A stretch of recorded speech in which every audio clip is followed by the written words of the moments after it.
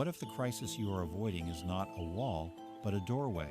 What if the profound exhaustion that settles deep in your bones, the kind that no amount of sleep can cure, is not a sign of failure, but a form of communication? We live in a world of deafening noise, a relentless storm of information, ambition, and distraction.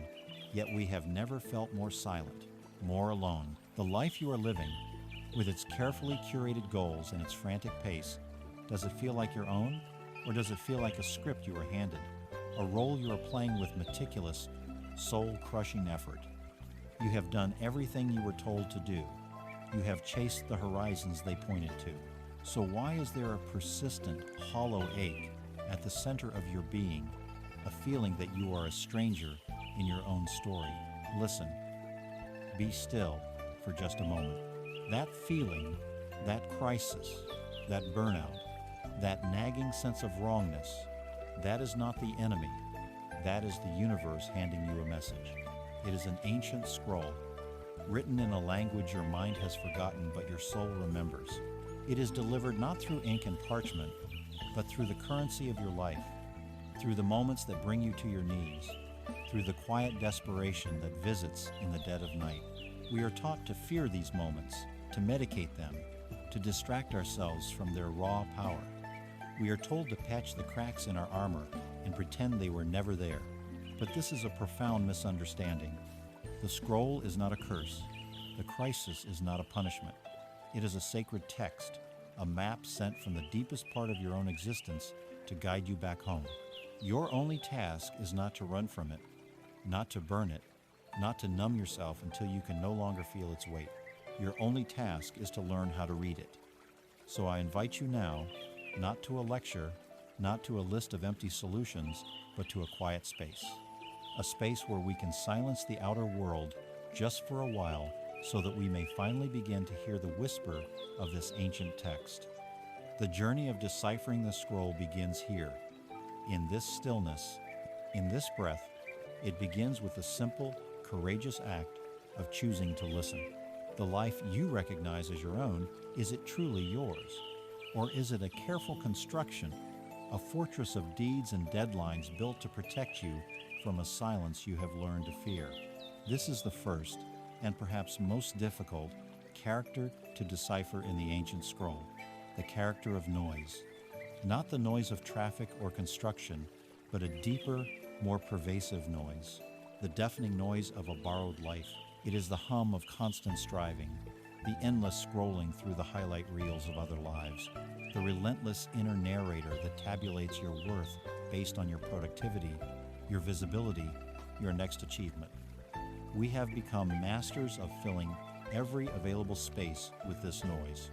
The moment between meetings, the walk to the car, the quiet minutes before sleep, all are immediately colonized by a podcast, a news feed, a mental to-do list, a worry. We call this being productive, being informed, being connected. But what if it is a form of running, a sophisticated, socially acceptable form of hiding from the one person you can never truly escape, yourself? This borrowed life is built from the outside in. Its blueprints are drawn by the expectations of your family, the definitions of success championed by your culture, the curated images of happiness that flicker across your screens.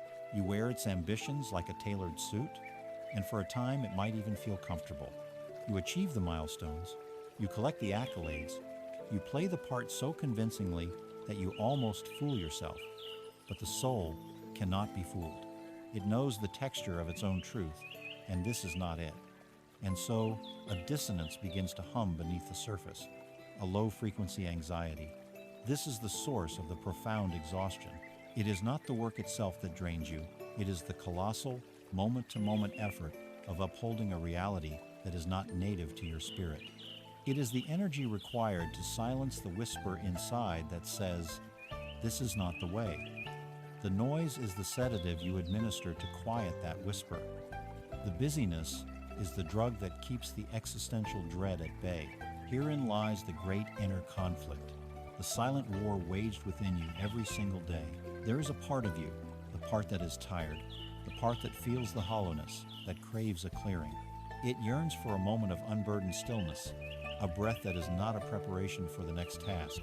It longs to put down the heavy armor of the persona you have built.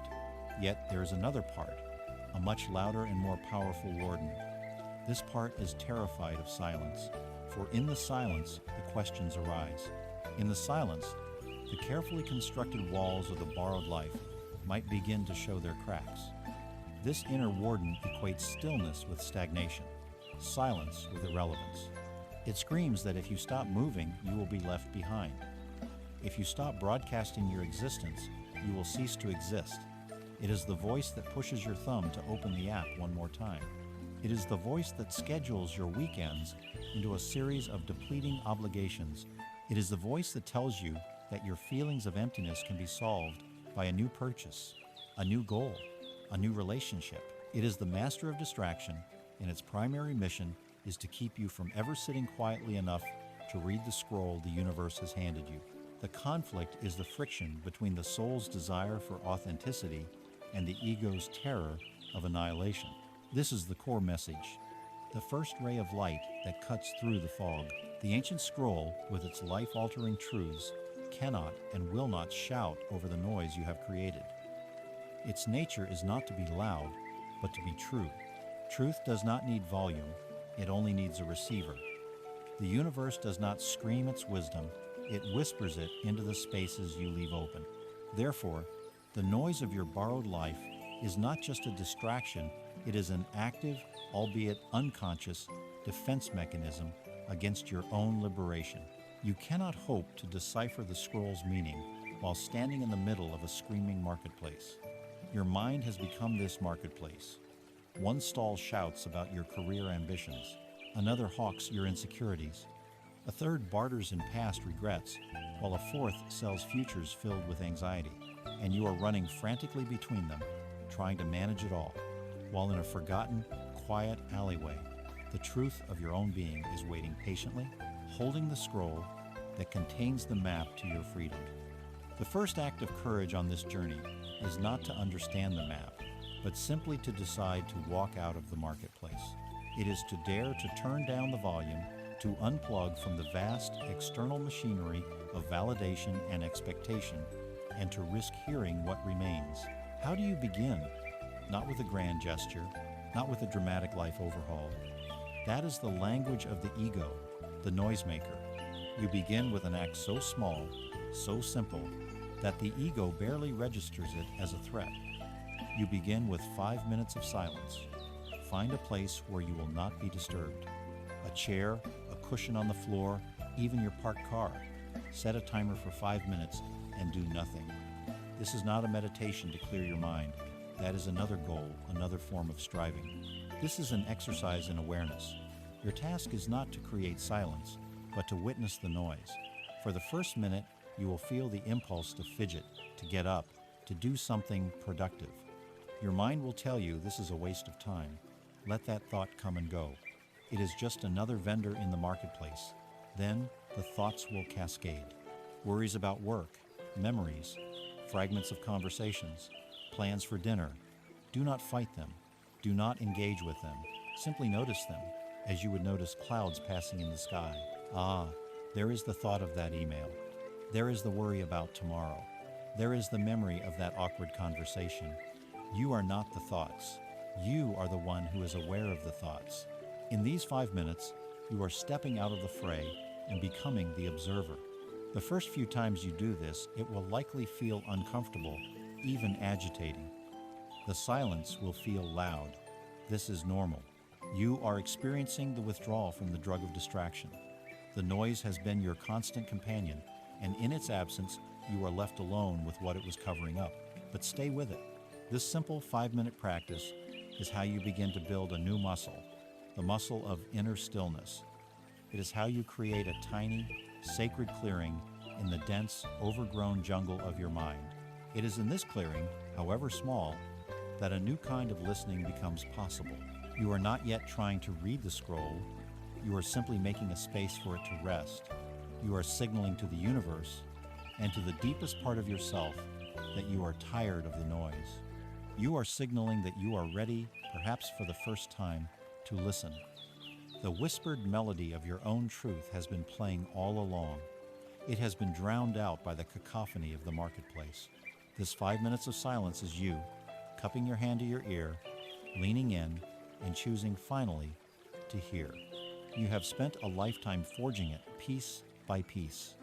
It is your second skin, your public face, your silent declaration to the world of who you are.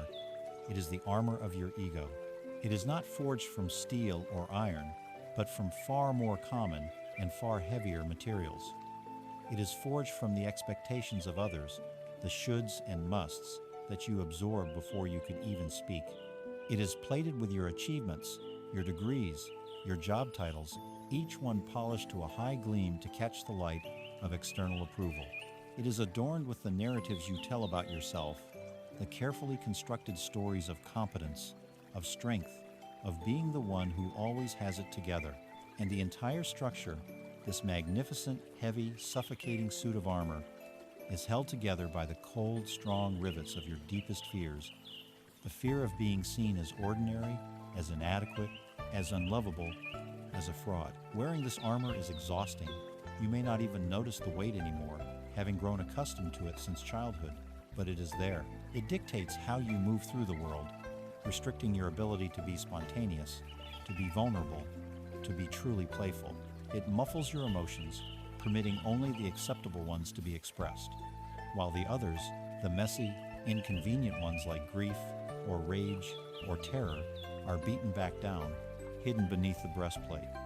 This armor is designed to protect you from the perceived dangers of the world, from judgment, from rejection, from pain. And in this, it is partially successful. It deflects minor criticisms. It helps you navigate the professional world. But its protection comes at a terrible price. The price is connection. The price is authenticity. The price is the freedom to be fully, chaotically, imperfectly human. You cannot feel the warmth of the sun on your skin if you are encased in metal. You cannot receive a genuine embrace if you never take your armor off. It protects you, but it also isolates you. It keeps you safe, but it keeps you a prisoner. And then, one day, something happens. It is never what you expect. It is a lightning strike from a clear blue sky. It could be a word of criticism that somehow bypasses all your defenses and hits a crucial joint. It could be the job you lost, the one that formed the very centerpiece of your armored identity. It could be a relationship that ends, a betrayal that shatters the shield of trust you held so dear. It could be a diagnosis from a doctor, a stark, undeniable truth that declares your body is not the invincible fortress you believed it to be. It is not a frontal assault. It is a precise, targeted strike on the part of your identity you believed was most secure. And in that moment, there is a sound, not a loud explosion, but a sickening, internal shearing sound. It is the sound of a crack, the first crack in the armor. For a terrifying moment, everything stops. The noise of the borrowed life, the constant inner chatter, goes silent. All of your attention is drawn to this single point of failure, this jagged, ugly line that has appeared on the flawless surface of your persona. A cold draft of reality hits the unarmored skin beneath, and you shiver. This is a moment of profound, unwelcome nakedness. The world, which a moment ago seemed predictable and manageable, now feels sharp and hostile. Your carefully crafted identity lies in ruins around your feet. The story of who you are has been interrupted by a chapter you did not write and do not want. The immediate sensation is one of shame, of failure, of wanting to hide the damage before anyone else can see it. You feel a desperate urge to find a way to weld the pieces back together, to buff out the scratch, to pretend the crack never happened. This is where the true battle begins. It is a war fought in the silent space that follows the initial shock. On one side, you have the armorer, the ego's emergency response unit. It scrambles into action, its only goal to restore the integrity of the armor at all costs. It arrives with a toolbox full of denial. This isn't happening. Blame. It's their fault, not mine. And rationalization. It doesn't matter anyway. The armorer's voice is panicked and loud. It tells you that this crack is a fatal weakness, a sign of your utter failure, It insists that your survival depends on hiding this flaw, on patching it up quickly, on getting back to the business of projecting strength and perfection. Its primary motive is fear, the fear of exposure. But then another voice emerges. It is a much quieter presence. It is the prisoner who has been living inside the armor your whole life. This is the authentic self, the one who has been suffocated and silenced by the weight of the steel. Through that jagged, narrow crack, this self gets its first glimpse of the real sky. It feels its first breath of unfiltered air, and it is mesmerized. It is terrified, yes, because it has never known anything but the dark, predictable confines of the armor. But it is also filled with a painful, breathtaking curiosity. What is this light? What is this feeling? What else is out there beyond these metal walls? This is the inner conflict, the pull between two opposing futures. Do you listen to the frantic armorer and hastily patch the hole, sentencing yourself to return to the familiar, suffocating prison? Or do you listen to the whisper of the prisoner, the whisper that urges you to lean closer to the crack, to dare to see what lies beyond, even if it breaks you wide open? Here is the truth that the armorer will never tell you. The crack is not your weakness, the crack is your power. It is not a sign of your failure. It is the evidence of your resilience, proof that you have lived and risked and felt something real enough to mark you. The real tragedy is not the cracked armor, but a life spent in a suit so thick and so flawless that nothing ever gets in. The crack is the wound that becomes a window. It is the disruption that allows for the possibility of a new creation. It is the only way the light can get in. The universe, in its infinite wisdom, did not send the lightning strike to destroy you. It sent it to break open the cage you had built around your own soul. And it is here, in the jagged, vulnerable opening of the crack, that you can finally see it. Tucked beneath the broken plates of your ego, protected from the world for all these years, is the ancient scroll. You were never meant to be a flawless statue. You were meant to be the reader of this text. The crack is not the end of your story. It is the place where your real story begins. So what do you do now? You perform an act of quiet courage. You resist the urge to immediately patch the hole. Instead, you get curious. Take a recent failure, a recent wound, a fresh crack in your armor. Do not place it on the anvil to be hammered back into shape. Place it in the palm of your hand as if it were a rare and precious artifact. Sit with it, write it down. Not the story you tell others, but the raw, unedited truth of it. Then, ask it a series of questions, not with the intention of fixing it, but with the intention of understanding it. First, ask, what part of my identity was this armor designed to protect? Was it the identity of the good son, the successful executive, the perfect mother, the dependable friend? Name the part of the armor that cracked. Second, ask, what was I so afraid would happen if this crack ever appeared? Explore the fear. Did you fear abandonment, ridicule, irrelevance? Look the fear directly in the eye. Finally, and most importantly, ask, now that the crack is here, what can I see through it that I could not see before? Perhaps through the crack of a job loss, you see that your worth is not tied to your title. Perhaps through the crack of a broken heart, you see your own immense capacity to love and to heal. Perhaps through the crack of a failure, you see the freedom to finally pursue what you truly want, not what you thought you should want. Do not look at the crack. Look through the crack. It is not an injury. It is an aperture. It is a lens. It is the eye of the needle through which you must pass to find your way back to the vast, open landscape of your own true self.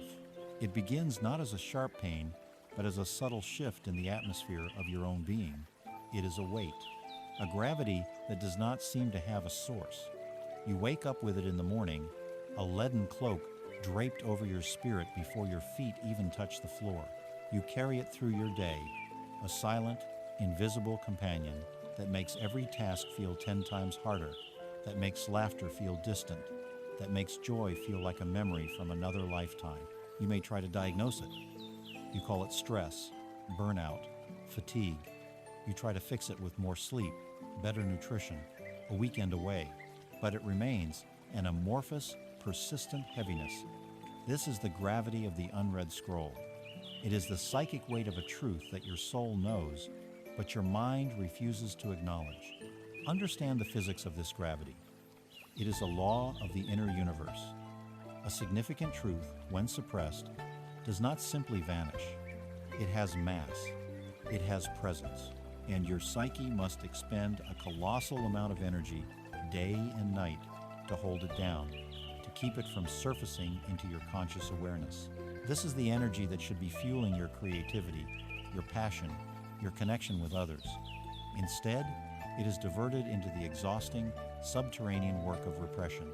You are like a person trying to hold a large beach ball underwater. On the surface, you may look calm, you may be smiling and going through the motions, but underneath, your muscles are screaming with the strain. The exhaustion you feel is not from the demands of your life. It is from the constant, hidden effort of holding your own truth at bay. The scroll is not made of paper. It is made of dense, concentrated reality, and carrying it around unread is like carrying a stone in a backpack that you pretend isn't there. The straps dig into your shoulders, your posture bends to accommodate the load, and every step is a struggle, yet you keep walking, insisting that everything is fine. This is the quicksand of procrastination. Not the procrastination of daily tasks, but a deeper, more existential form. You sense the weight. You know on some level what is in the backpack. Perhaps it is the truth of a relationship that has run its course. Perhaps it is the knowledge that the career path you are on is a slow death for your soul. Perhaps it is a deep-seated pattern of self-sabotage that you refuse to confront. You know it's there, but the thought of stopping, of taking off the backpack, of opening the scroll and reading the words written there is terrifying, because to read the scroll is to become responsible for its contents.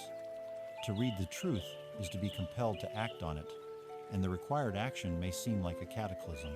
It might mean a painful conversation, a frightening resignation, a lonely journey into the unknown. The mind, in its desire for safety and predictability, calculates the potential short-term pain of confrontation and deems it too high a price to pay. So it chooses another path. It chooses the familiar, chronic suffering of carrying the weight. It convinces you that this is just how life is, that this low-grade misery is the price of admission to adulthood, and you begin to struggle in the quicksand. You try to solve the problem of the weight by rearranging the other items in your backpack. You change your diet, you start a new exercise regimen, you redecorate your house, you plan a vacation. These are all struggles on the surface, and they only make you sink faster. The weight remains, pulling you down, because you are refusing to address the stone itself. The color drains from your life. Your existence becomes a grayscale affair, a matter of getting through the day, of managing the weight, rather than living with lightness and purpose. The procrastination becomes a purgatory. You are not brave enough to face the truth, and not numb enough to forget it completely. You are trapped in the middle, slowly sinking under a burden you refuse to name. This creates a profound inner conflict, a tug-of-war between two different kinds of exhaustion. On one side is the part of you that has become the carrier. The carrier is a stoic, a master of endurance. It has adjusted its whole life around the weight. It avoids situations that might jostle the backpack too much. It shies away from deep conversations that might lead to someone asking, "What is it you're carrying?" The carrier is tired, its shoulders ache, its spirit is bent, but it is deeply invested in the status quo. Its mantra is, "It's better the devil you know." The exhaustion of the carrier is a slow, grinding depletion, a death by 1,000 paper cuts. On the other side, a small, courageous part of you is beginning to stir. This is the explorer. The explorer has felt the dead-end nature of the carrier's path. It has seen the futility of struggling in the quicksand. The explorer is also tired, but it yearns for a different kind of tiredness. It yearns for the acute, clean exhaustion that comes from a genuine struggle, from a worthy climb. It reasons that stopping to face the stone, however heavy, must be less tiring in the long run than carrying it for the rest of one's life. The explorer does not promise an easy journey. It promises an honest one.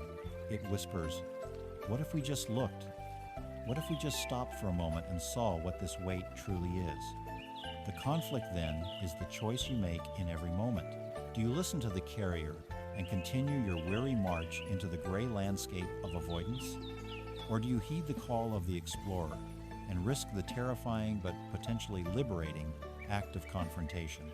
Here is the central message, the liberating truth that dissolves the entire dilemma. The gravity you feel does not come from the scroll itself. It comes from your resistance to it. The truth is not heavy. It is the secret that is heavy. The knowledge is not a burden. It is the avoidance of knowledge that is a burden. The energy you are expending right now, every single day, to hold that scroll shut, to keep that stone in the backpack, is infinitely greater than the energy that will be required to finally open it and read it. That act of reading will require a surge of courage, yes. It may be painful, it may be disruptive, but it is a finite investment of energy. It is a single, difficult climb that leads to a vast, open plateau where you can finally set the weight down. Continuing on your current path is an infinite expenditure of energy. It is a lifetime of walking uphill with a stone on your back. The choice is not between pain and ease. It is between two kinds of pain, two kinds of exhaustion. The pain of growth, which is temporary and leads to freedom, or the pain of stagnation, which is chronic and leads to despair. So, how do you begin this process? How do you move from being the carrier to becoming the explorer? You start by making the weight conscious. Stop calling it stress or being tired. Engage with it directly. Right now, close your eyes if you can and locate that feeling of gravity in your body. Where does it live? Is it a tightness that wraps around your chest like an iron band? Is it a cold, hard knot in the pit of your stomach? Is it a tension in your shoulders and neck that never seems to release? Let yourself feel it without judgment. Now, give it a more specific, personal name. Not just anxiety, but perhaps the unlived life, or the fear of disappointing them, or the weight of the lie. Give it a name that honors its significance. Once you have located it and named it, change your relationship to it. You have spent years treating it like an enemy, trying to ignore it, numb it, or destroy it. Now, for the first time, treat it as a messenger. Ask it a question, not with aggression, but with a gentle curiosity. Instead of the frantic, fearful question, how do I get rid of you? Ask a new question, a quiet, courageous question. Speak to the weight, to the stone, to the scroll, and ask it, you have been with me for so long. You have consumed so much of my energy. Clearly, you have something important to tell me. What is it? What truth have I been avoiding? What are you trying to help me see? Do not expect an immediate booming answer. The scroll does not work that way. But by asking the question, you have fundamentally altered the dynamic. You have stopped fighting. You have stopped running. You have signaled your willingness to listen. And in that willingness, in that courageous pause in the middle of the quicksand, the gravity begins to shift.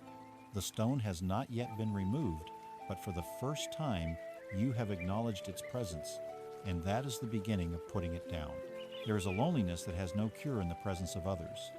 It is a solitude of the soul that can be felt most acutely in a crowded room, a phantom ache that intensifies amidst laughter and conversation.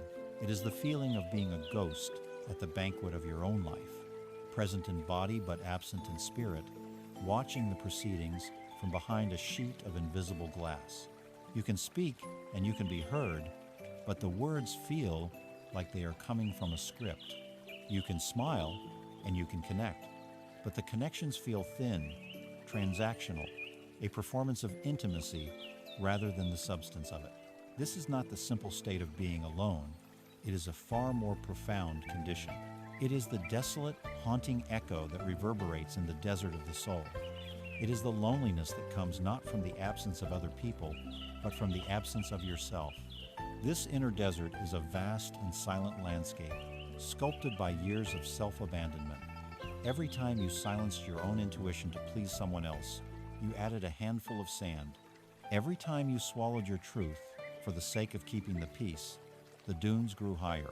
Every time you pursued a goal that glittered on the outside but felt hollow on the inside, The horizon of the desert expanded. You did not arrive here overnight. It was a slow, imperceptible journey away from your own core, a series of small compromises and tiny betrayals of the self that compounded over a lifetime have left you stranded in a place that feels barren and devoid of life. You have become a stranger to your own inner country, and the ache of this loneliness is a form of homesickness for a home you have never known how to build or that you left so long ago you have forgotten the way back. Herein lies one of the most painful paradoxes of the human heart, the self-perpetuating cycle of isolation that defines the climate of this desert. The more profound your loneliness becomes, the more desperately you crave true, authentic connection. You yearn to be seen, to be known, to be able to finally take off the heavy armor and rest in the presence of another. Yet, this intense craving is matched by an equally intense fear. You look out from your solitary outpost in the desert, and you see others, seemingly laughing and connecting at an oasis in the distance. And a voice inside, the voice of the desert, whispers a paralyzing fear. If they knew who you really were, if they saw the vast emptiness you carry inside, if they knew how lost and different you feel, they would turn you away. They would find you unworthy of their oasis. And so, paralyzed by this fear of rejection, you do one of two things. The first strategy is to keep the armor on. You approach the oasis, but you remain fully encased in your persona. You engage in witty banter, you discuss safe topics, you perform the role of a well-adjusted, interesting person. You may even receive validation and acceptance, but it feels hollow because you know they are not accepting you. They are accepting your representative, your ambassador, your armor. This interaction, instead of quenching your thirst, only makes you feel thirstier, reinforcing the belief that your true self is unacceptable. The second strategy is to withdraw completely. You decide it is safer not to approach the oasis at all. It is less painful to remain alone with your thirst than to risk the humiliation of being denied a drink. Both paths lead back to the same place, deeper into the desert, more convinced than ever of your own isolation. This is the tragic feedback loop. The loneliness creates a fear of connection, and the fear of connection creates more loneliness. But what if we have misunderstood the desert entirely? We treat it as a wasteland, a cursed geography to be traversed as quickly as possible, a problem to be solved. We look upon its emptiness and see only lack. But the great mystics and wisdom traditions have always known something different. They knew that the desert is not a place of absence, but a place of purification. It is a sacred space. To enter the desert is to be stripped of everything that is non-essential. The searing sun of its solitude burns away the trivial concerns, the borrowed identities, the superficial attachments. There are no crowds to hide in, no titles to wear, no distractions to numb the soul.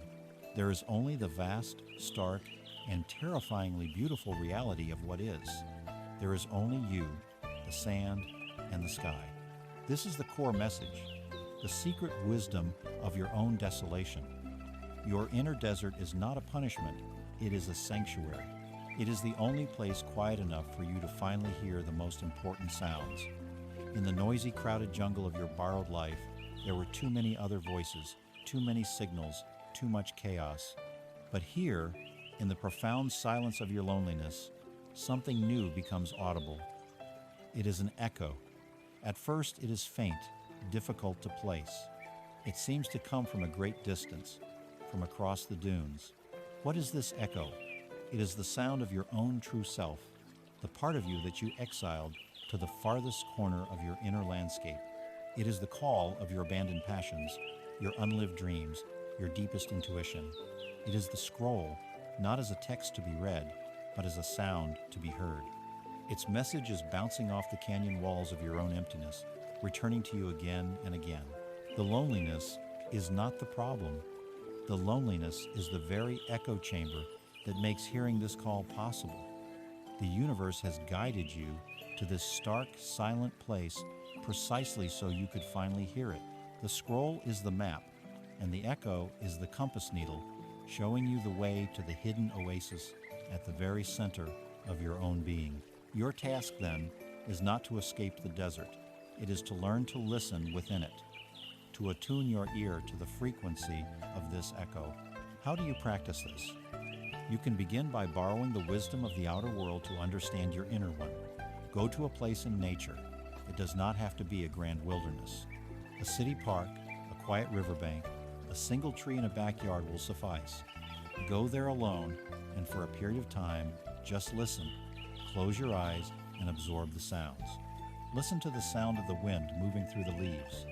It is a force you cannot see, yet it moves everything. What does this tell you about the unseen forces within your own life? Listen to the sound of water, whether it is a stream or waves on a shore.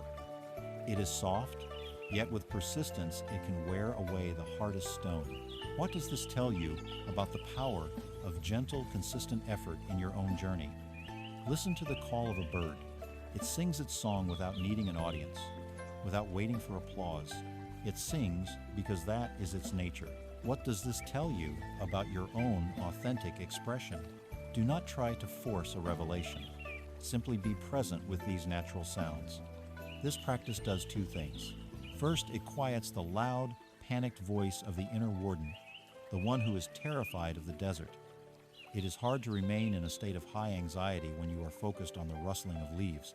Second, it begins to train your ear to hear what is subtle. You are learning to distinguish the whisper of the wind from the roar of the traffic. As you do this, you may begin to notice the inner echo more clearly. As you listen to the bird's song, you may hear the faint echo of a song your own soul wants to sing.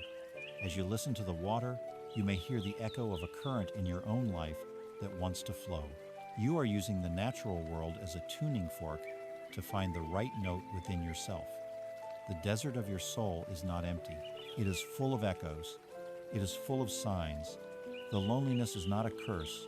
It is a sacred invitation to stop, to listen, and to finally follow the echo home. You have made a decision. You have felt the gravity of the unread scroll. You have acknowledged the crack in your armor. You have heard the first faint echo in the desert of your soul. A quiet resolve has taken root to change, to heal, to walk a more authentic path. You take a breath, you square your shoulders, and you prepare to take the first step, and then you meet the river. It appears as if from nowhere, a roaring, powerful current blocking the path you have just chosen. This is the river of resistance, the most predictable and yet most confounding feature in the landscape of inner transformation. It is the invisible force that rises up to oppose every genuine intention you set. We have been taught to misunderstand this river. We call it laziness, weakness, lack of discipline, procrastination. We personalize it and turn it into a weapon for our inner critic. But resistance is not a character flaw. It is an ancient, impersonal, and profoundly powerful force of nature. It is the psychological immune system whose sole function is to maintain homeostasis, to keep everything exactly as it is. Because to this primitive, survival-oriented part of your being, the known, no matter how painful or unfulfilling, is always safer than the unknown. The familiar prison, with its predictable misery, is preferable to the terrifying freedom of an open field. This river is not evil. It is a misguided guardian, a sentry that perceives any attempt to leave the prison as a threat to your very existence. And this guardian has many disguises. Its most common form is procrastination, the sudden, inexplicable inability to do the very thing you know you need to do. The important email remains unwritten. The difficult conversation is put off until tomorrow. The gym clothes stay in the drawer. Another of its faces is sudden fatigue. You were full of energy and resolve a moment ago, but as you sit down to do the work, a wave of exhaustion washes over you, making sleep seem like the only sensible option. Resistance can also be a master of rationalization, whispering perfectly logical reasons to delay. I'm not quite ready yet. I need to do more research. The timing isn't right. I'll start on Monday. It can also disguise itself as intellectualism, leading you down endless rabbit holes of reading books and watching videos about changing, all while avoiding the simple, terrifying act of actually changing. Sometimes, it even manifests as manufactured drama, creating a new, urgent crisis in your life that conveniently distracts you from the deeper, more important work of reading the scroll. Resistance is a shapeshifter, but its goal is always the same: to keep you on the side of the river you have always known. To understand its power, you must look to its sources. This is not a shallow stream. It is fed by deep, underground springs. One spring is the fear of failure, the ego's terror of being seen as incompetent. But a deeper, more powerful spring is the fear of success. What if you actually change? What if you write the book, heal the relationship, build a new life? Then you would have to live up to it. You would lose the familiar, comfortable identity of the struggler. You would become visible in a new way, subject to new expectations. Success means leaving the tribe of the quietly miserable, and that can feel like a profound betrayal. Another source is loyalty to your past. Your current life, with all its dysfunctions, was built by a younger version of you, trying its best to survive. To dismantle that life can feel like invalidating that younger self's efforts. Finally, the river is fed by pure neurological habit. Your brain is an energy conservation machine. It loves the well-worn grooves of your old thought patterns and behaviors. Forging a new path requires building new neural pathways, which is metabolically expensive. The river's current is the brain's powerful preference for the path of least resistance. Now, watch your typical reaction when you encounter this river. Your immediate instinct is to become a dam builder. You see the rushing water of resistance as an enemy to be conquered. You gather the stones of willpower and the cement of self-criticism, and you try to build a wall to stop its flow. You tell yourself to just push through it. You berate yourself for being weak. You try to force your way across the current through sheer white-knuckled effort. This is a heroic but ultimately doomed strategy. You might succeed for a short time. You might hold the resistance back for a day or even a week. But the river is fed by immense underground sources. The pressure builds, and eventually the dam will crack. The water will pour through, and you will be swept away in a flood of self-recrimination, feeling more defeated than when you started. The act of fighting the river is what gives it its power over you. You are down in the water, thrashing and struggling, and in that state of chaos, you exhaust yourself and lose all sense of direction. There is another way. This is the way of the observer. The observer does not try to fight the river. The observer does not get into the water. The observer finds a calm, stable spot on the riverbank and simply watches. When the river of resistance begins to flow, the observer notes its presence without panic. Ah, here is the river again. The observer watches the current, noticing its speed and its power. It sees the debris that the river carries along the excuses, the rationalizations, the sudden waves of fear, the logs of lethargy. The observer watches all of this pass by without identifying with it. This is the crucial shift. You are not the river. You are the one who is watching the river. The resistance is a process happening inside of you. It is not the totality of you. The dam builder's power is in force, which is finite. The observer's power is in awareness, which is infinite. By refusing to get into the water and fight, you refuse to give the river your energy. A current cannot sweep you away if you are standing firmly on the shore.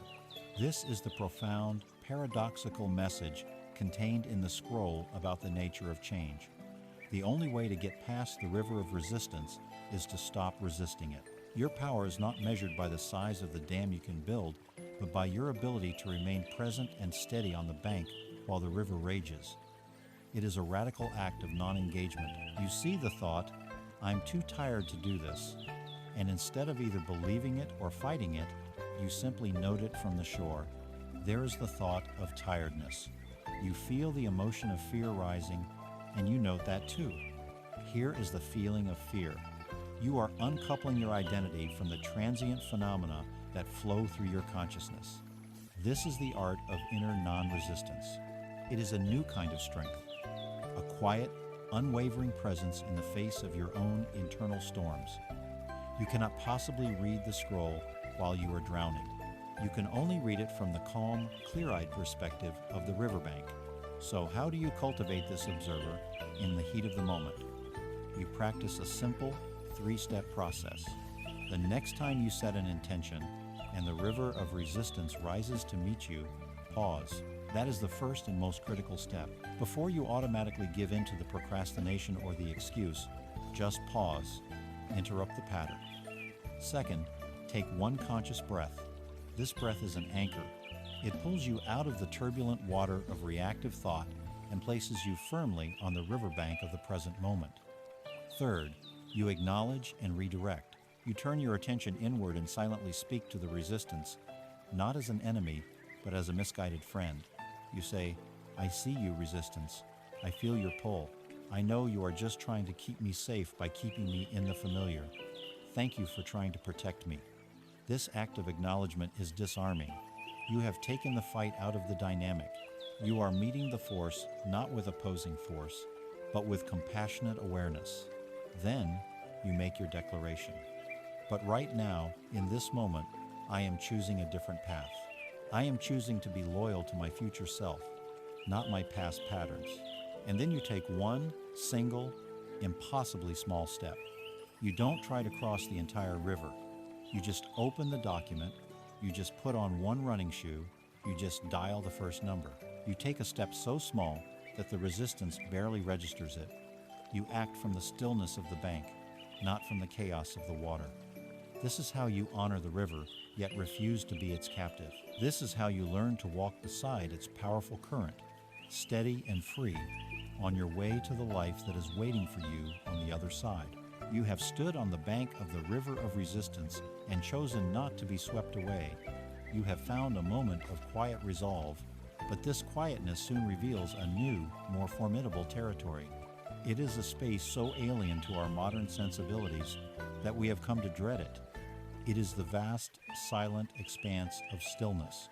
We have been conditioned to see stillness as a void, an emptiness, a waste of precious time. To be still is to be unproductive, to be stagnant, to be falling behind. Our world worships motion, speed, and noise. And so, we have come to fear the profound power and intelligence that can only be found when we finally stop moving. Let us begin by dismantling this great misunderstanding. Stillness is not empty. It is the plenum. It is the container for everything. It is the silent white canvas upon which the entire masterpiece of your life is painted.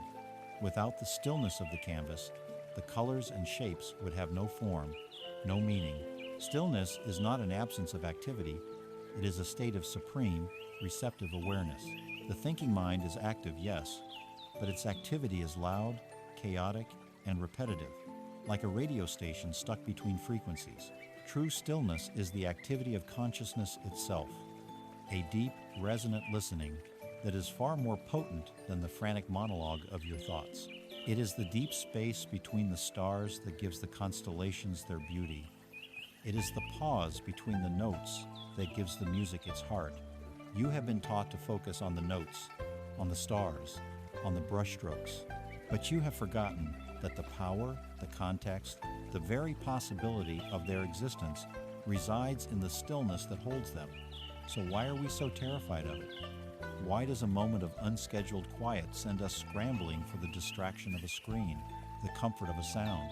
The fear is twofold. First, the ego, the constructed self that wears the armor, is terrified of stillness because its entire existence is defined by doing. The ego is the thinker of thoughts, the achiever of goals, the manager of perceptions.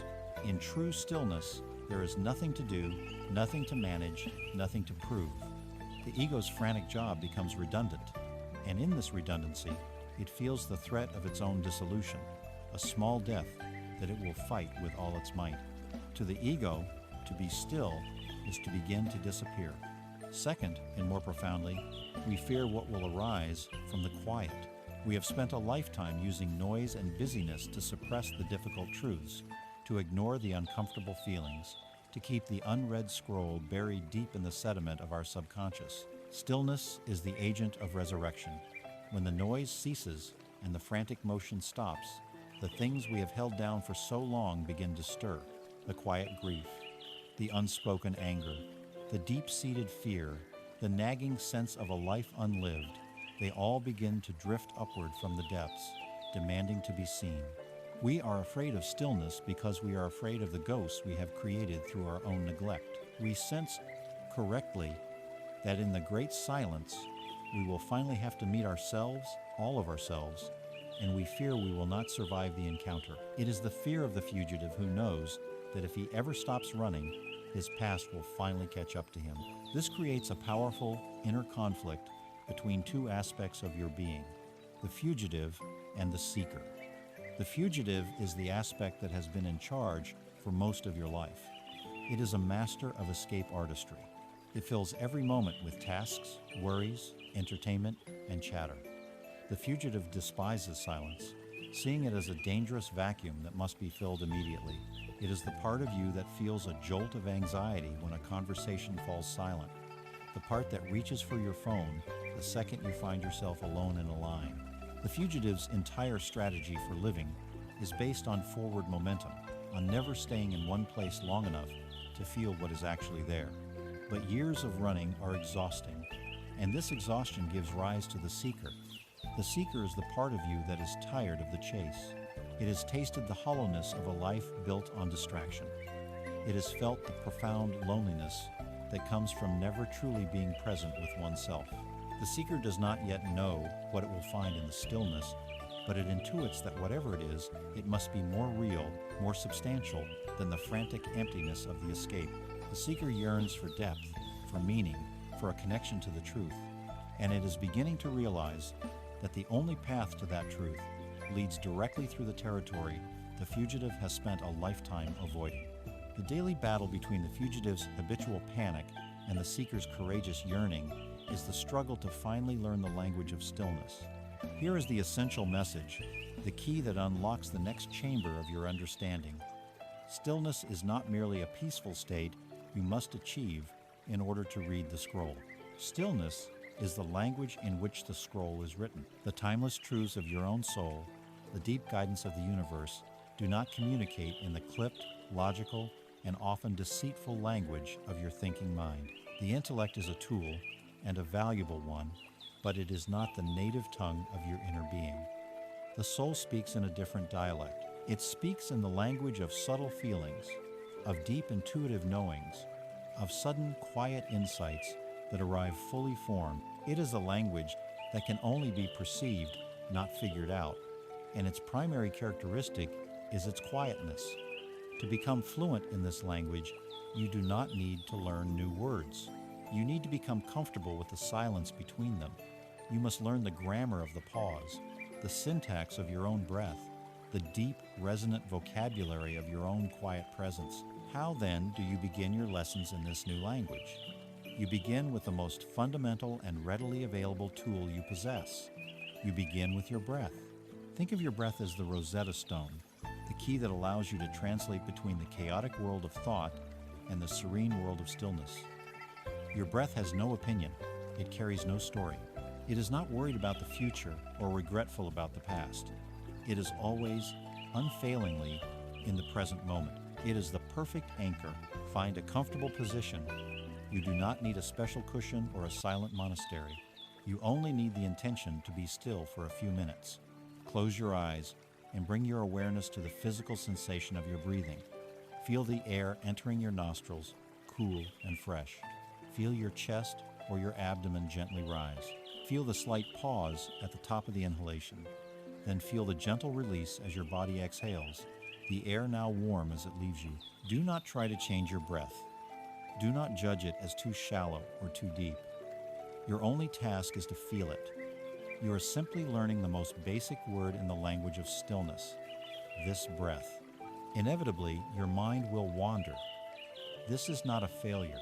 It is simply the mind doing what it does, speaking its loud, familiar language of thought. A memory will arise, a plan will formulate, a worry will intrude. When you notice this has happened, and the noticing itself is a moment of victory, you gently, without criticism or frustration, guide your awareness back to the sensation of the breath. Think of your mind as a curious puppy that keeps running off to chase a butterfly. Your job is not to scold the puppy, but to gently call it back to your side, again and again. Each time you return your awareness to your breath, you are completing one successful repetition. You are strengthening the muscle of attention. You are casting a vote for the seeker over the fugitive. You are becoming more fluent in stillness. This practice is like allowing a pool of murky water to settle. Your thoughts, your fears, your plans, these are the silt and mud stirred up by constant activity. When you sit and simply observe your breath, you are not trying to force the mud out of the water. You are simply allowing the natural process of gravity to do its work. You are creating the conditions for the water to become clear. As you continue this practice, moment by moment, breath by breath, the silt begins to settle. The frantic waves of thought begin to calm. And for the first time, you may begin to see what lies at the bottom of the pool. You may see the glint of a sunken treasure, a forgotten truth. You may see the clear, hard shape of a problem that the murky water had obscured. You are not creating these things. You are simply revealing what has been there all along. You are learning to read the language of your own depths, a language written not in words, but in the luminous, silent clarity of your own still consciousness. In the silent space you have so bravely cultivated, a new artifact of the soul reveals itself. It is not a text to be read or a sound to be heard, but an object to be faced. It is the mirror of unvarnished truth. For most of our lives, we do not look into such a mirror. We live, instead, in a hall of funhouse mirrors of our own design, each one carefully selected to reflect a more palatable version of ourselves. One mirror is tall and slender, and in it we see our flaws shrink and our virtues elongate. Our fear becomes prudent caution, our anger becomes righteous passion, our envy becomes noble ambition. Another mirror is polished with the wax of nostalgia. It reflects only our past glories, our younger, more promising selves, conveniently cropping out the mistakes and regrets. The most popular mirror in the hall is the one that reflects the opinions of others, showing us an image of who they want us to be, a reflection we contort ourselves to match. And of course, there is the endless, glittering mirror of social media, where we can project a perfect, curated sliver of our existence and receive a reflection of that same curated perfection from others. We have become masters of this distorted optics. We live in this hall of mirrors because it feels safe. The reflections are flattering, predictable, and affirming. They protect our fragile egos from the harsh lighting of reality. We have spent so long looking at these comforting distortions that we have come to believe they are real. We have identified with the reflection in the slimming mirror, with the heroic image from the past, with the person everyone seems to love. This is the architecture of self-deception. It is not a simple lie, but a complex, immersive environment designed to protect us from a truth we feel we cannot bear. The plain, unvarnished truth of who we are right now, in this moment. The armor we wear is for the outside world, but this hall of mirrors is for ourselves, a prison of our own preference, where the warden and the prisoner are one and the same. Then you practice stillness. You quiet the noise. You step away from the clamor of external validation. And as you walk through the silent corridors of your own inner world, you turn a corner and you find it. There, in a quiet, unadorned chamber of your own consciousness, hangs a single mirror. It has no ornate frame, no special lighting. It is perfectly flat, ruthlessly clean, and utterly silent. This is the mirror the scroll has been waiting to show you. You step before it, and for the first time, you see. You see the truth without a filter. You see the exhaustion in your own eyes, the fine lines of worry etched by years of silent anxiety. You see the slump in your posture from the weight of the unread scroll you have been carrying. You see the faint, pleading expression of the inner child you have long ignored. You see the flicker of resentment, the shadow of fear, the ghost of a dream you abandoned. The reflection is not cruel. It is simply true. The mirror does not invent these things. It does not judge them. It does not amplify or diminish. It only reflects what is there. And the shock of this encounter is profound. After a lifetime of living with comforting lies, the sudden, stark integrity of the truth can feel like an assault. The chasm between the idealized image you held of yourself and the reality in the mirror can feel immense and shameful. This is the moment of crisis, the moment of choice. Do you shatter the mirror with a cry of denial? Do you turn and flee back to the familiar comfort of the funhouse hall? Or do you find the courage to hold its gaze? This is the great inner conflict between the idealist and the realist. The idealist is the keeper of the funhouse mirrors. It is the part of your ego that is deeply attached to the beautiful, flawless story you have told yourself about yourself. When faced with the unvarnished reflection, the idealist panics. It screams, "That is not me. I am not that tired, that frightened, that compromised." The idealist will try every tactic to discredit the mirror. It will call the reflection ugly and unfair. It will insist the lighting is bad. It will try to convince you that you are being too hard on yourself, that a little self-deception is necessary for survival. The idealist's deepest fear is that if you accept the flawed reflection in the mirror, you will be worthless. It believes your value is tied to the perfection of the image. But another part of you, the nascent realist, feels something different. The realist is the aspect of the seeker that is bone-tired of the effort of pretense. It is exhausted by the constant need to manage the funhouse mirrors, to keep up the performance. As it looks into the mirror of unvarnished truth, it feels fear, yes, but underneath the fear, it feels a strange and profound sense of relief. It is the relief of finally putting down a heavy bag. It is the clean, bracing feeling of telling the truth after a long, complicated lie. The realist intuits a radical possibility, that self-worth is not found in a flawless reflection, but in the courage to face a flawed one.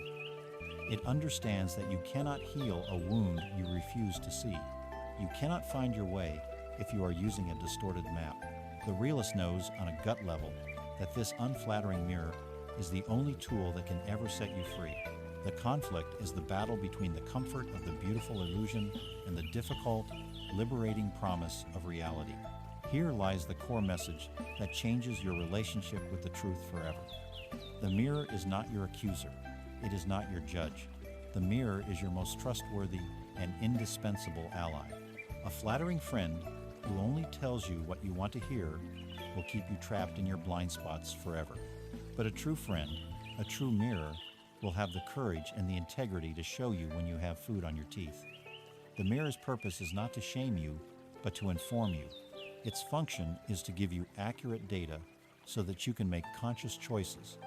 Without this honest feedback, you are flying blind. You are stumbling through life, unaware of the burdens you are carrying, the wounds you are hiding, and the incredible potential you are not seeing. To embrace the mirror is to declare that you are more interested in your own growth than in the comfort of your own illusions. The courage to look and to not turn away is the highest and most potent form of self-love. It is the beginning of all genuine healing. So how do you practice looking in this mirror without shattering it or yourself? You do it with immense gentleness and with the intention of kindness, not condemnation. Find a quiet time and a journal. This journal will be your safe container for the truth.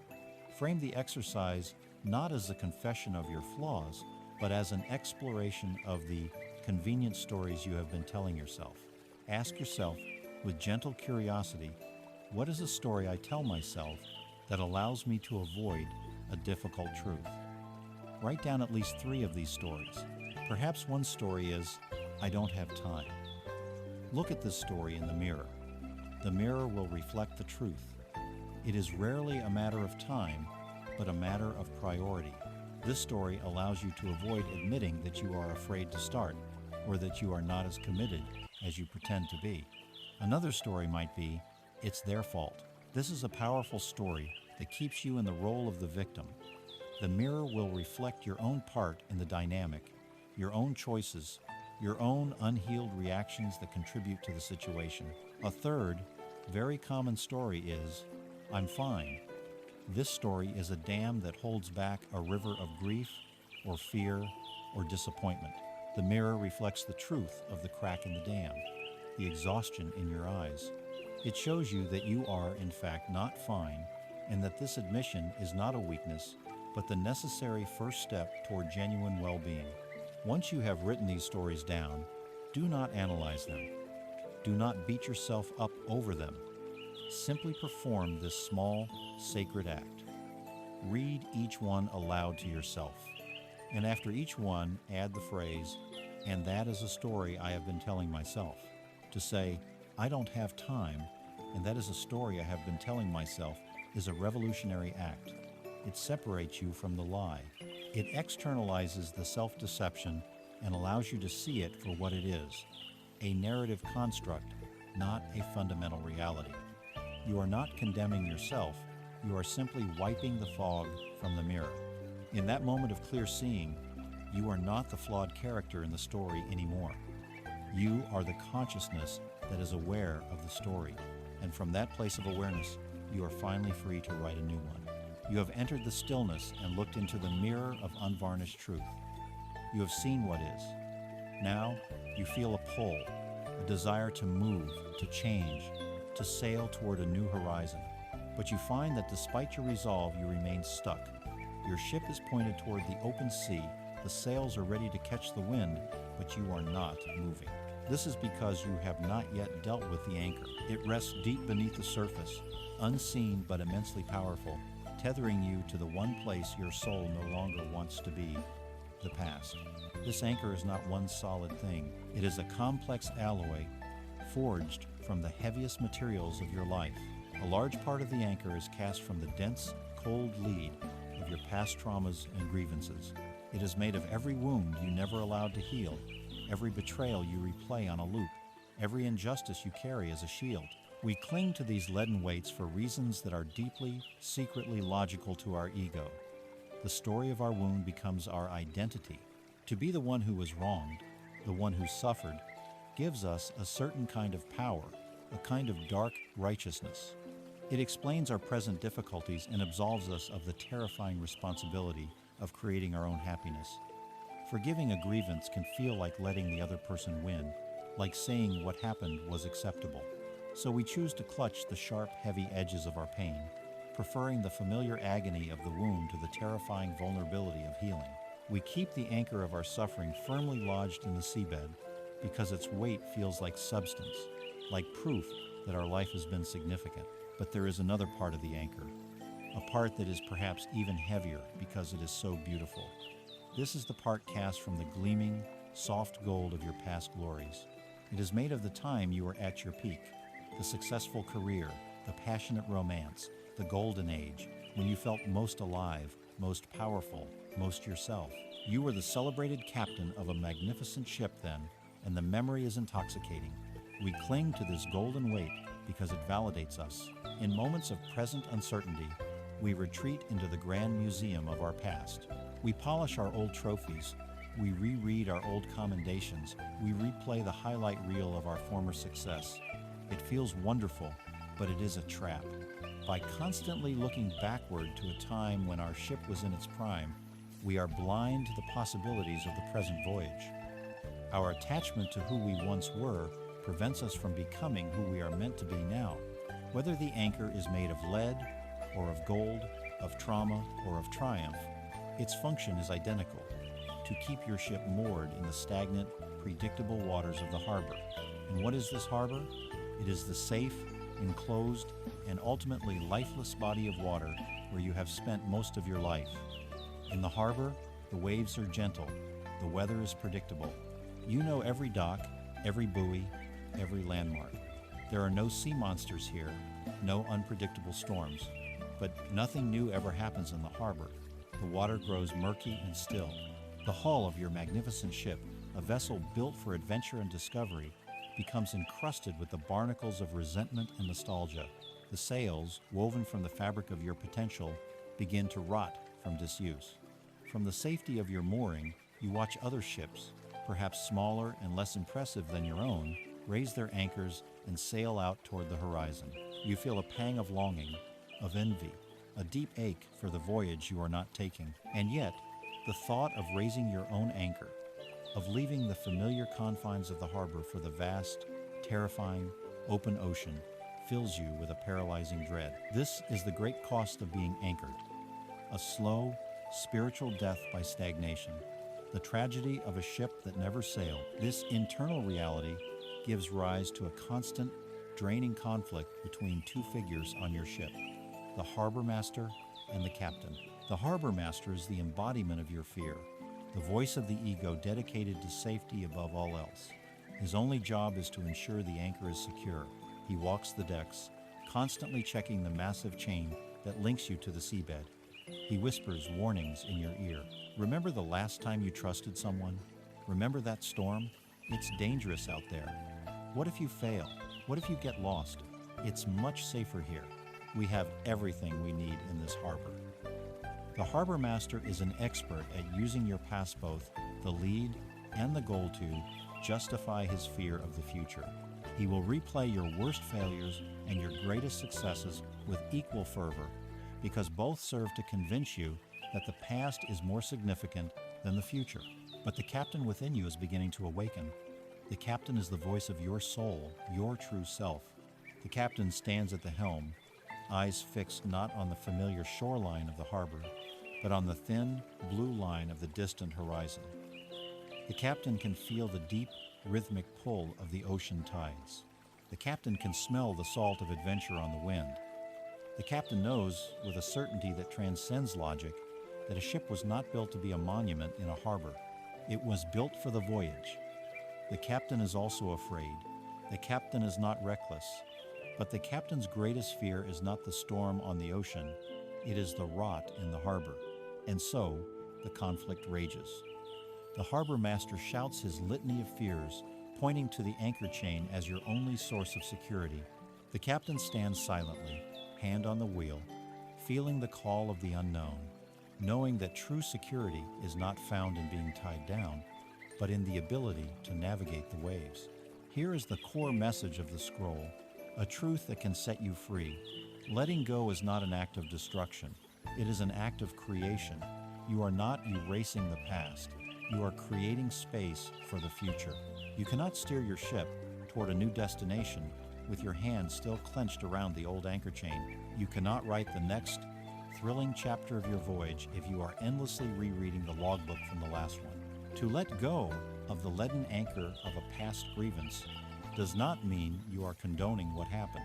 It means you are declaring, with all your being, that you will no longer allow the poison of the past to contaminate the waters of your present. To let go of the golden anchor of a past success does not mean you diminish your achievements. It means you are making the courageous statement that you believe your greatest adventure is still to come. Letting go is the moment the captain chooses the voyage over the harbor. It is the most profound act of faith in yourself and in the ocean of life. How do you begin this momentous act? You begin by releasing one link in the chain. You perform a ritual of release. Find a quiet space where you will not be disturbed. Take a piece of paper and choose one thing, just one thing, that anchors you to the past. Perhaps it is a resentment toward a person who hurt you. Perhaps it is a deep-seated shame over a mistake you made. Perhaps it is a nostalgic attachment to an old version of yourself that you can't seem to move beyond. Write it down. Be specific. Don't just write my old job. Write my attachment to the feeling of importance I had at my old job. Don't just write my ex-partner. Write the anger I still carry about how my last relationship ended. As you write, feel the weight of this anchor in your body. Acknowledge the role it has played. Thank it for what it tried to teach you, or how it tried to protect you. Now, you must release its physical form. The safest way is to tear the paper into the smallest possible pieces. As you rip the paper, say aloud, I release you. I release the weight of this story. I release the hold you have on my ship. If you can do so safely, burning the paper is a powerful alchemical act. As you watch the paper turn to smoke and ash, visualize the heavy anchor chain dissolving into light. Visualize your ship becoming buoyant, lifting in the water. Feel the sensation of lightness spreading through your own body, a release of tension in your shoulders and your heart. When the ritual is complete, take a fresh piece of paper.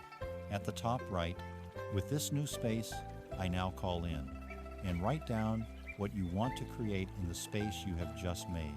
Perhaps it is forgiveness, or self-compassion, or a new creative project. You are consciously planting a new seed in the fertile ground you have cleared. You are the captain. The anchor is released, the horizon is waiting, and the great voyage can finally begin. Your ship is free from the anchor of the past. The open ocean of the future lies before you, vast and shimmering with possibility. You have a direction, a faint signal from the echo in the desert, a glimpse of truth from the mirror. But a ship without a skilled and disciplined captain will merely drift. It will be at the mercy of every passing current, every whimsical gust of wind. The voyage from the stagnant harbor to the new shore is not a journey of passive floating. It is a journey that requires the steady hand of discipline. And here we must pause, for the word discipline has been terribly misunderstood. We have been taught to see it as a prison, a cold gray realm of joyless restriction and self-punishment. We associate it with a harsh inner drill sergeant screaming at us for our failures. This is a lie. This is the ego's propaganda to keep you from accessing one of your most potent creative powers. Discipline is not a prison, it is a forge. It is the sacred and fiery heart of all transformation. It is the space where the raw, unformed iron ore of your intention is heated, hammered, and shaped into the gleaming, resilient steel of your character. It is where the vague wish becomes the tangible reality. Motivation is a spark, a fleeting and unreliable visitor. It is the lightning flash that illuminates the landscape for a moment. But discipline is the steady, controlled fire of the forge itself, a fire you can tend and nurture, a fire that will burn through the darkest night, long after the lightning has faded. To step onto the path of discipline is not to enter a cage. It is to step into the role of the master blacksmith of your own life. To understand the necessity of the forge, you must first understand the seductive, downward pull of the easy path. This is the path your mind and body are naturally inclined to take. It is a wide, comfortable, downhill road, paved with the cobblestones of instant gratification. Every few feet, there is a vendor selling small, sweet comforts. The sugary snack, the endless social media scroll, the button to play the next episode, the warm bed on a cold morning. The air on this path is thick with the whispers of compromise. Just for a little while. You've had a hard day, you deserve it. One day won't make a difference. You can always start tomorrow. This path requires no effort, no courage, no fire, but its destination is always, inevitably, the same place. Back in the stagnant harbor, anchored by regret, watching your life pass you by. Our primitive brains are wired for this path. They are designed to conserve energy and seek immediate pleasure. Choosing the path of discipline is therefore a revolutionary act. It is a conscious rebellion against millions of years of evolutionary programming. It is the choice to be guided not by the primitive impulse for comfort, but by the soul's deep yearning for growth. This is the inner conflict that defines this stage of the journey. It is the conflict between the servant and the master. For most of our lives, we operate as servants to our own internal chaos. We are servants to our moods. If we feel uninspired, we do not create. We are servants to our appetites. If we crave the junk food, we eat it. We are servants to our fears. If a task feels intimidating, we avoid it. Our life is not our own. It is a reaction to the shifting, tyrannical whims of our unexamined impulses. The servant lives in a constant state of being pulled and pushed by forces it does not control. There is no freedom in this. It is the very definition of bondage. The practice of discipline is the slow, deliberate, and sometimes difficult process of enthroning the master within you. The master is not a cruel despot. The master is a wise, compassionate, and far-seeing sovereign. The master is the part of you that holds the vision for the entire voyage. The master hears the servant's pleas for comfort and distraction, acknowledges them with kindness, but is not ruled by them. The master says to the servant, "I understand you want the fleeting pleasure of the easy path, but I have a vision of a greater joy for us, the joy of a life well lived, of our potential fulfilled. And to reach that destination, we must choose this discomfort now. Each time you choose to sit in silence when the servant screams for noise, Each time you choose to do the difficult work when the servant begs for procrastination, you are strengthening the master's rule. You are shifting the seat of power from your fleeting impulses to your highest intention. You are becoming the cause of your life, not just the effect of your conditioning. Here is the core message, the secret that transforms discipline from a chore into a sacred act. True discipline is not an exercise of brute willpower. It is an act of devotion. It is the tangible, daily expression of love for your future self. It is how you honor the truths you have read in the scroll. The universe has gifted you with a glimpse of your own potential, a map to a truer life. To ignore that map, to let it gather dust while you drift aimlessly, is the ultimate act of disrespect to the gift you have been given. But to align your daily actions with that map, especially when it is difficult, is the highest form of worship. Each disciplined act becomes an offering at the altar of your own becoming. Getting up early to greet the stillness is not a punishment. It is an act of devotion to your own clarity. Choosing nourishing food is not a restriction. It is an act of devotion to the vitality of your physical vessel. Doing the creative work when you feel no inspiration is not a struggle. It is an act of devotion to the soul that yearns to express itself. When discipline is framed as devotion, it is no longer about what you are giving up. It is about what you are dedicating yourself to. So how do you begin to build this inner forge? You do not begin by trying to build a giant furnace. You begin by lighting a single steady flame. You choose one wildly small, disciplined act and commit to it as a sacred practice. The key is to choose an act so minuscule that your inner river of resistance is barely stirred. If your goal is to write a book, do not commit to writing for an hour a day. Commit to opening the document and writing one sentence. If your goal is to meditate, do not commit to 30 minutes. Commit to sitting on the cushion and taking 3 conscious breaths. If your goal is to get fit, do not commit to a punishing workout. Commit to putting on your workout clothes and stepping outside your front door for 1 minute.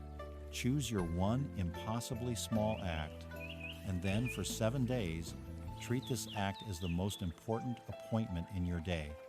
This is your time at the forge. Each time you perform this tiny action, you are not just completing a task. You are the blacksmith. The bellows of your conscious breath are fanning the flames.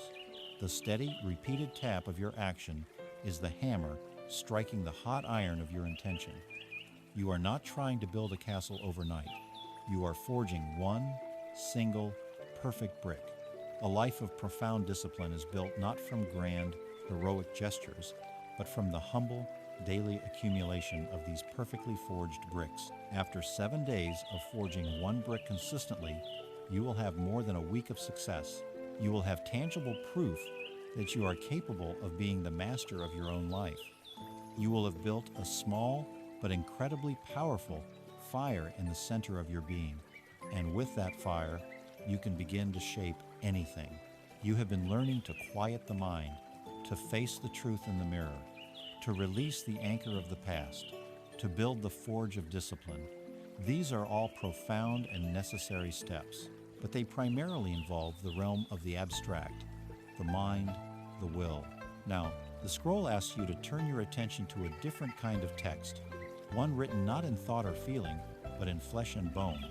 For too long, we have lived as exiles from the neck down. We have treated our bodies as inconvenient machines, as vehicles to haul our brains from one task to the next. We command it, we ignore it, we push it past its limits, we numb it when it complains, and we praise it only when it conforms to an external ideal. We live in our heads, floating in a world of ideas, plans, and digital ghosts, profoundly disconnected from the very ground of our own being. This schism, this deep internal split between mind and body, is one of the primary sources of the anxiety and alienation of our time. We are homesick for a land we have never left, but have long since forgotten how to inhabit the land of our own physical self. The ancient scroll is not just an idea. It is a living document, and its most immediate, most honest copy is written on the parchment of your own body. This is a text that cannot be falsified. It is a language that predates words. a wisdom that operates beneath the noisy chatter of the intellect. Every sensation you experience is a word, a letter, a character in this sacred somatic text. The chronic tightness in your shoulders is not a random mechanical failure. It is a sentence about the burdens you are carrying without complaint. The persistent, hollow feeling in your stomach around certain people is not indigestion. It is a paragraph warning you about a breach of your integrity. That sudden, inexplicable wave of exhaustion that hits you when you think about your career path is not laziness. It is a full chapter detailing how this way of life is draining your very life force.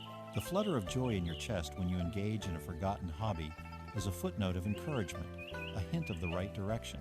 We have been taught to treat these signals as noise, as inconvenient symptoms, to be medicated or ignored. This is a grave error. These signals are the language of your deepest intelligence, whispering and sometimes screaming its guidance. This leads to a fundamental conflict between two different navigational tools you possess, the map and the compass. The map is your rational mind. It is detailed, logical, and incredibly useful. The map shows you the roads that society has built. It can create complex pro and con lists. It can analyze data and make projections. The map is what tells you this job makes sense.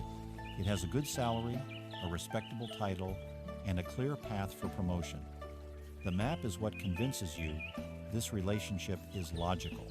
We have similar backgrounds, our families get along, and it is the appropriate next step in life. The map operates on the currency of should and makes sense. It is the voice of the world, the voice of everything you have been taught. But then there is the compass. The compass is your body. It is a much simpler, more ancient instrument. It does not offer complex reasons or detailed analyses. The compass has only one function, to show you your true north. It communicates not in words, but in a felt sense. It is the subtle, undeniable pull toward one thing and a feeling of deadness or revulsion toward another. As you consider the perfect job on the map, your compass, your body, may be registering a deep, cold dread, a tightening in your gut that says number. As you contemplate the logical relationship, your compass may be signaling a profound lack of vitality, a closing off of your heart space. We are conditioned to trust the map and dismiss the compass.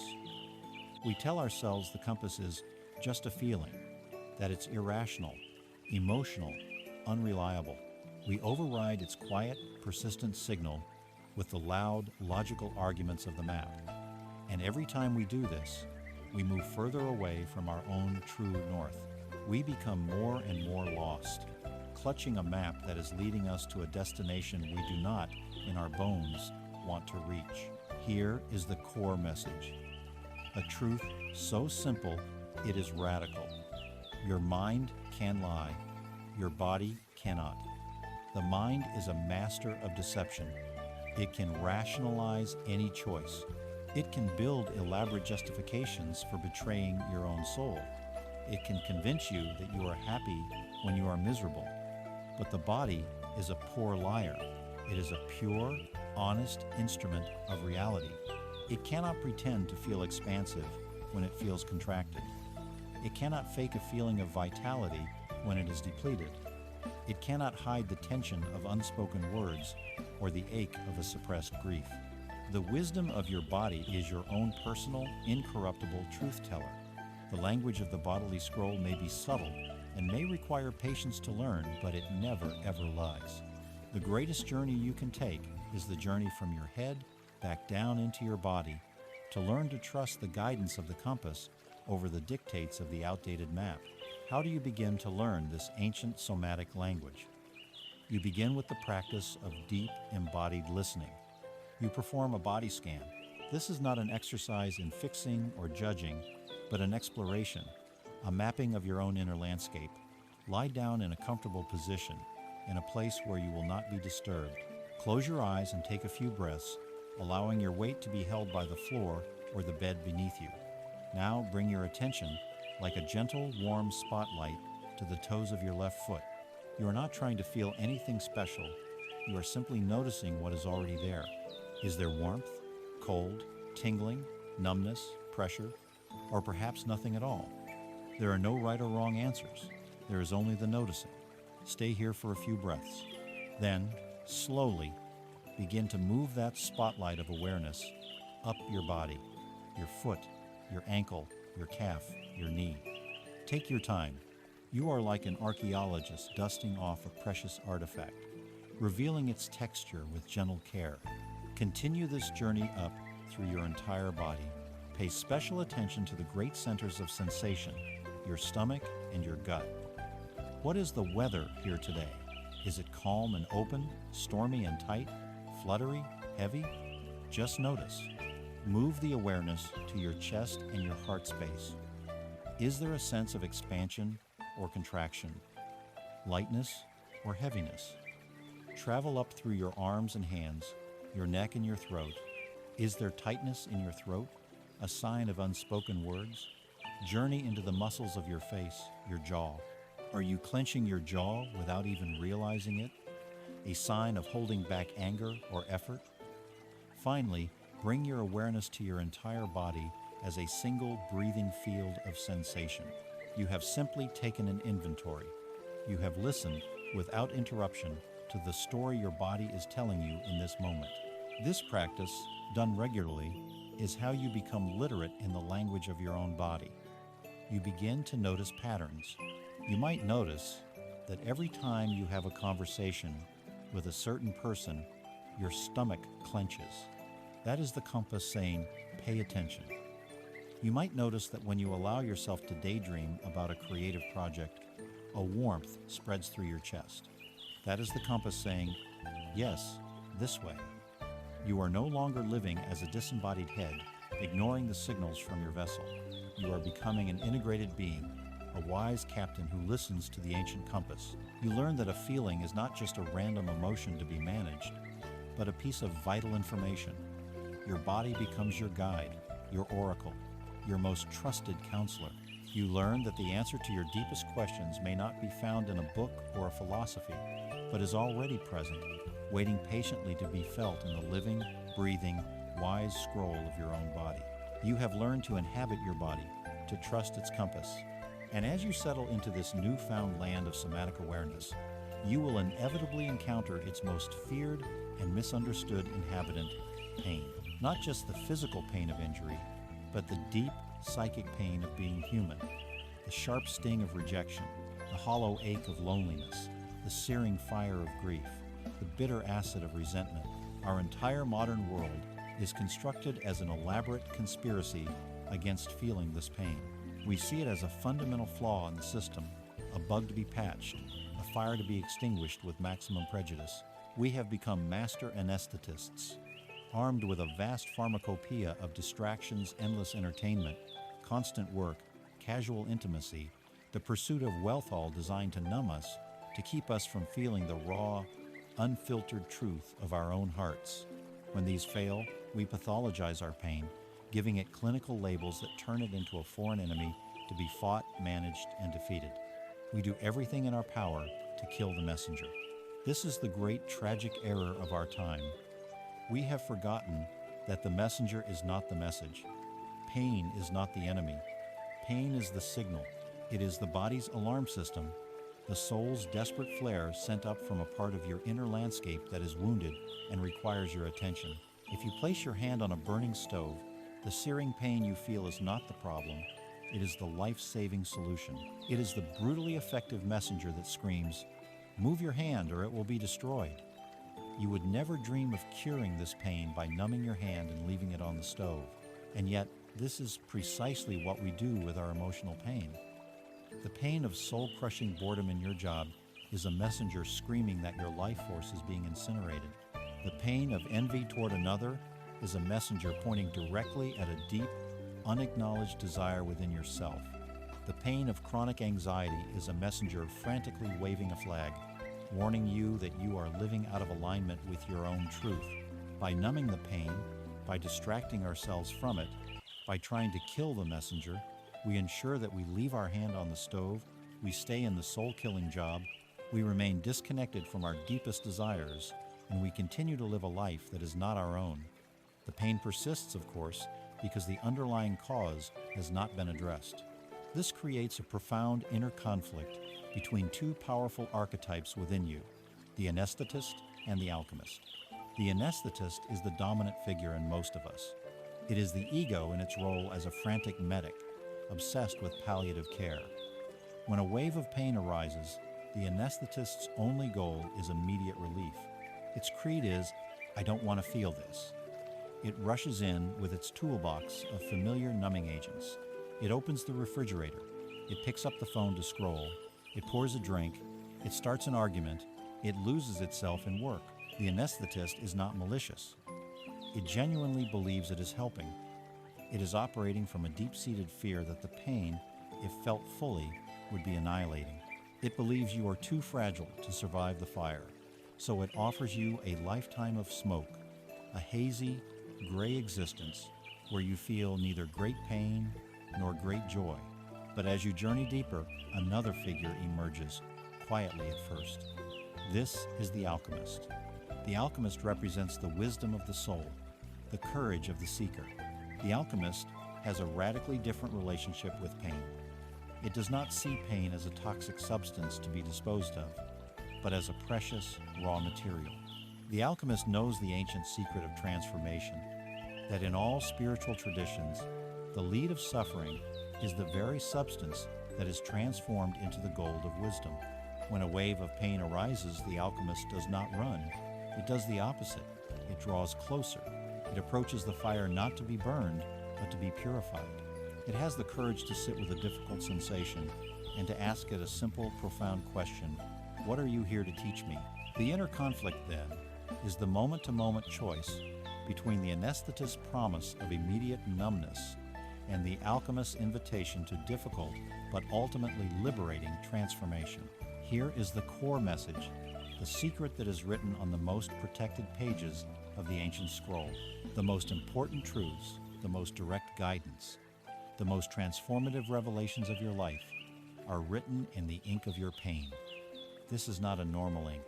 It is a kind of sympathetic ink, like those used in ancient espionage. It is invisible under ordinary light. If you glance at the page of your life, you will see nothing but a blur of suffering, a meaningless stain. But this ink has a unique chemical property. It only becomes legible, it only reveals its hidden, luminous message when it is held over a steady, gentle flame.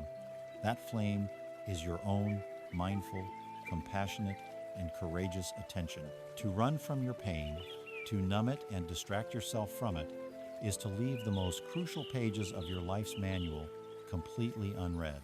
You are destined to repeat the same mistakes, to suffer the same wounds, because you have refused to decipher the very instructions that could set you free.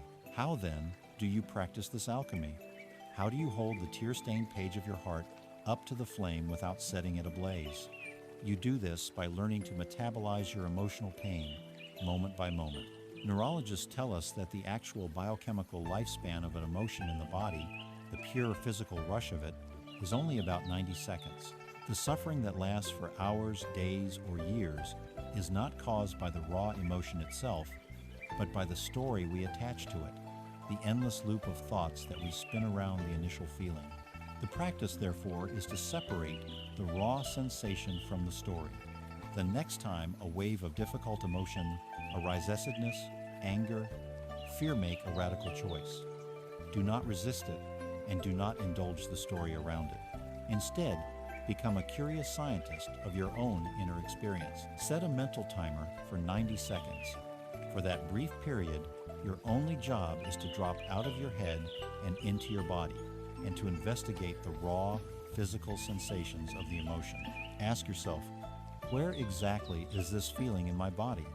Is it in my chest, my throat, my stomach? Then get curious about its qualities. What is its texture? Is it sharp or dull or buzzing? What is its temperature? Is it hot or cold? Does it have a shape? Does it have a color? Does it move? Or is it static? You are not trying to change it or fix it.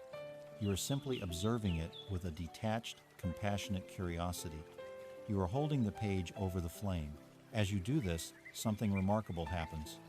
By focusing on the raw physical data, You stop feeding the mental story that keeps the suffering alive. You are allowing the raw energy of the emotion to move through you, as it is naturally designed to do, rather than getting stuck in you. The wave rises, it crests, and if you allow it to, it will pass. You may have to ride another wave and another, but you will learn through direct experience that you are not the wave. You are the deep, vast ocean that can hold any wave without being destroyed. You are the alchemist who can stand in the fire and not be consumed. You will discover that the sharp, jagged script of anger, when held to the flame of your attention, reveals a message about a boundary that has been violated. The heavy, leaden ink of sadness reveals a beautiful, clear message about what you love and value. The flickering, invisible ink of fear reveals a message about what you must do to grow. You stop being a victim of your pain, and you become a student of its profound, unwavering wisdom. As you learn to decipher the subtle inks of pain in the somatic language of your body, you will inevitably come to a series of characters etched on the scroll that seem to radiate a cold and paralyzing energy.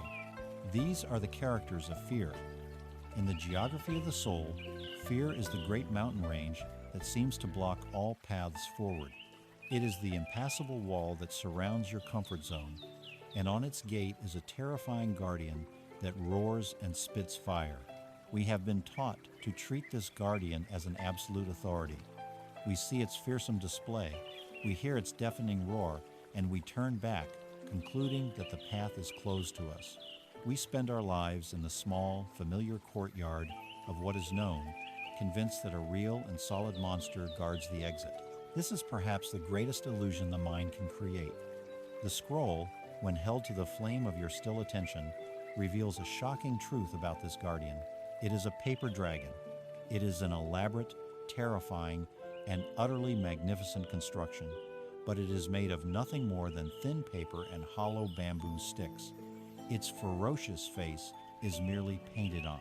Its sharp claws are cleverly folded paper. Its fiery breath is a trick of the light. It has no substance of its own.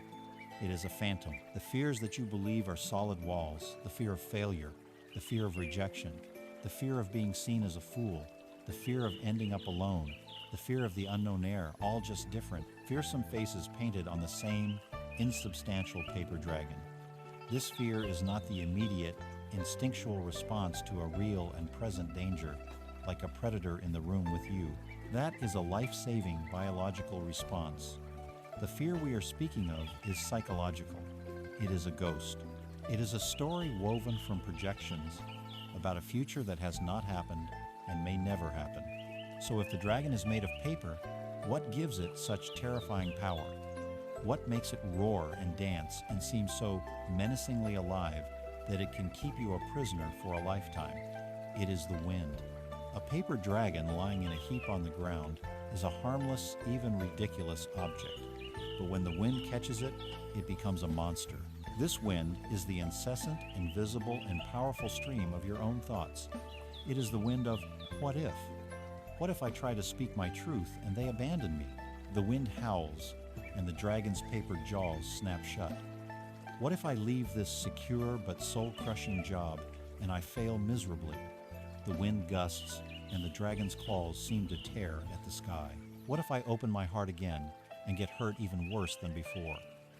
The wind roars, and the dragon's fiery breath seems to scorch the very air. Your mind is a masterful filmmaker. It creates vivid, feature-length, catastrophic movies about the future, complete with sound and special effects, and then your nervous system reacts to these movies as if they were happening right now. You are not afraid of the event. You are afraid of the film you are playing in the private cinema of your own mind. The wind of your speculative, future-oriented thought is the engine that animates the phantom. Without your thoughts to give it motion, the paper dragon is just a pile of paper. This creates the classic inner conflict of the prisoner and the gatekeeper. The prisoner is the authentic part of you, the captain of your ship, who longs to leave the familiar courtyard of your comfort zone. The prisoner can see the world beyond the gates, a world of growth, love, and adventure, and yearns to explore it. But at the gate stands the gatekeeper, the paper dragon of your specific core fear. To the prisoner, the dragon looks solid. Its roars sound real. Its threats seem lethal. The gatekeeper, from its perspective, is not evil. It honestly believes its job is to keep the prisoner safe within the known walls. It has been programmed with a core belief: the unknown is dangerous. Change is a threat. Stay where you are. And so, it performs its duty with great passion, putting on the most terrifying display it can muster. The conflict is this standoff at the gate. The prisoner's desire for freedom clashes with the gatekeeper's terrifying warnings. This is the source of paralysis, of feeling stuck. It comes from the prisoner's fundamental misunderstanding of the gatekeeper's nature. The prisoner believes it must either fight and defeat a real monster, which seems impossible, or obey its commands and remain a prisoner forever. But the scroll reveals a third option, a truth so simple and so radical that the mind can barely accept it. You do not fight the paper dragon. You do not try to outwit it. You do not bribe it or appease it. You do not wait for a day when it magically disappears. You walk through it. The scroll clarifies that fear is not a wall to be broken down. It is a curtain to be passed through. It is an illusion that shatters upon contact with reality. The moment you take one small, conscious, and committed step into the action you fear, you discover the dragon's secret. Your hand does not meet solid scales and bone. It passes right through the rustling paper. The roar does not deafen you. You realize it was just the sound of the wind. This does not mean the fear vanishes forever. The wind may still blow, but you have learned its secret. You have learned that its power was entirely dependent on your belief in it, on your unwillingness to test its reality. The fear can no longer hold you prisoner once you realize that the bars of your cage are made of smoke. How then do you cultivate the courage to take that first step through the paper? You do it by systematically and compassionately defanging the dragon. You take the great amorphous terror out of the realm of imagination and drag it into the light of conscious inquiry. Take the fear that is most actively limiting your life right now. You will need a journal, your tool for making the invisible visible. First, you must define the dragon. Be brutally specific. Do not write, "I have a fear of failure." That is too vague. The dragon thrives on vagueness. Be concrete. I am afraid to start my own art business because I fear that if I don't sell a single piece in the first 6 months, it will prove that I have no real talent and I will feel deep public humiliation. Naming it with this level of detail is the first step. You have stopped looking at the whole terrifying dragon and are now examining one of its paper claws. Second, you must imagine the dragon's actual bite. Ask yourself, what is the absolute worst-case scenario if this fear comes true? Play the disaster movie all the way to the end. Okay, the worst case is I launch my business. I sell nothing for 6 months. My family says, "We told you so." I have to shut it down. I feel humiliated and foolish for a while. Writing this down is a counterintuitive act of power. Your fear wants to exist as a vague, monstrous threat. By defining its worst possible outcome, you almost always discover that the reality of it, while unpleasant, is not the unsurvivable catastrophe your mind had painted. You have reduced a monster to a manageable problem. Third, and most importantly, you must build your tools for dealing with the bite. Now, you ask, if the worst-case scenario happened, how would I cope? What would I do next? Create a concrete plan. First, I would allow myself to feel the disappointment and humiliation for a few days without judgment. Second, I would talk to my most supportive friend and have a good cry or a good laugh about it. Third, I would analyze what I learned from the experience. Fourth, I would begin looking for a stable job to get my finances back in order. Fifth, I would continue making my art on the side because I love it. Do you see what has happened? You have transformed yourself from the terrified, powerless prisoner into a resourceful, resilient human being. You have faced the dragon's bite and realized you have the capacity to heal from it. You have built self-trust, and self-trust is the ultimate antidote to fear. It is the firm ground beneath your feet that allows you to take that first step, knowing that even if you stumble, you have what it takes to get back up. The fear is still there. The wind may still blow, but you are no longer its prisoner. You are a traveler, who has learned that the terrifying dragon at the gate is nothing but a paper tiger, a harmless phantom on the path to your own becoming. You have begun the courageous work of deciphering the scroll. You have faced the deafening noise, the crack in your armor, the weight of your own resistance. You have learned to listen to your body and to sit with the ink of your pain, but as you draw closer to the central text, you become aware of a persistent, confounding problem. It is as if someone is reading over your shoulder, constantly whispering a biased interpretation in your ear, trying to convince you that the scroll says something other than what it does. This meddling interpreter, this false scribe who fills the margins with his own anxious commentary, is the ego. To make any further progress, you must learn to recognize his signature, to distinguish his frantic scribbling from the serene, original text of the scroll itself. Let us be clear. The ego is not your enemy. It is not an evil entity to be vanquished. The ego is a necessary and brilliant survival tool that helped you form a functional identity in the world. It is the psychological construct of IA, collection of memories, beliefs, roles, and accomplishments that created a coherent self out of the chaos of childhood. It helped you navigate school, build relationships, and achieve goals. But a tool that is perfect for building the scaffolding is not the right tool for inhabiting the finished cathedral. The ego's prime directive, its only true loyalty, is to its own preservation. And for the ego to preserve itself, it must maintain a sense of separation, of specialness, and of control. As you begin the journey of awakening, the ego rightly perceives this as a threat to its sovereignty. And so, the tool that was once your primary architect becomes your primary saboteur. It becomes the false scribe, desperate to maintain its role as the sole interpreter of your reality. The first step in transcending the ego's tyranny is to learn its signature style. You must become a master authenticator, able to spot a forgery at a glance. The ego's signature has several distinct characteristics. First, the ego speaks in the language of comparison. It has no inherent sense of its own worth, so it must constantly measure itself against others. It is obsessed with hierarchy. Am I better than or worse than this person? Do I have more or less? Am I more intelligent, more successful, more enlightened? This constant comparison is the source of both arrogance and insecurity, two sides of the same counterfeit coin. The true self, the silent reader within, does not compare. It knows its own intrinsic value is not relative, it simply is. Second, the ego's signature is always time-bound. It lives almost exclusively in the past or the future. It obsessively replays past grievances, hurts, and glories, defining you by a story that is already over. Or it projects itself into an anxious future, generating endless what-if scenarios and contingency plans. The ego is terrified of the present moment because in the pure, simple now, there is no story, no problem to solve, no one to be. The silent reader, by contrast, lives only in the now. It knows that the present moment is the only place where life actually happens.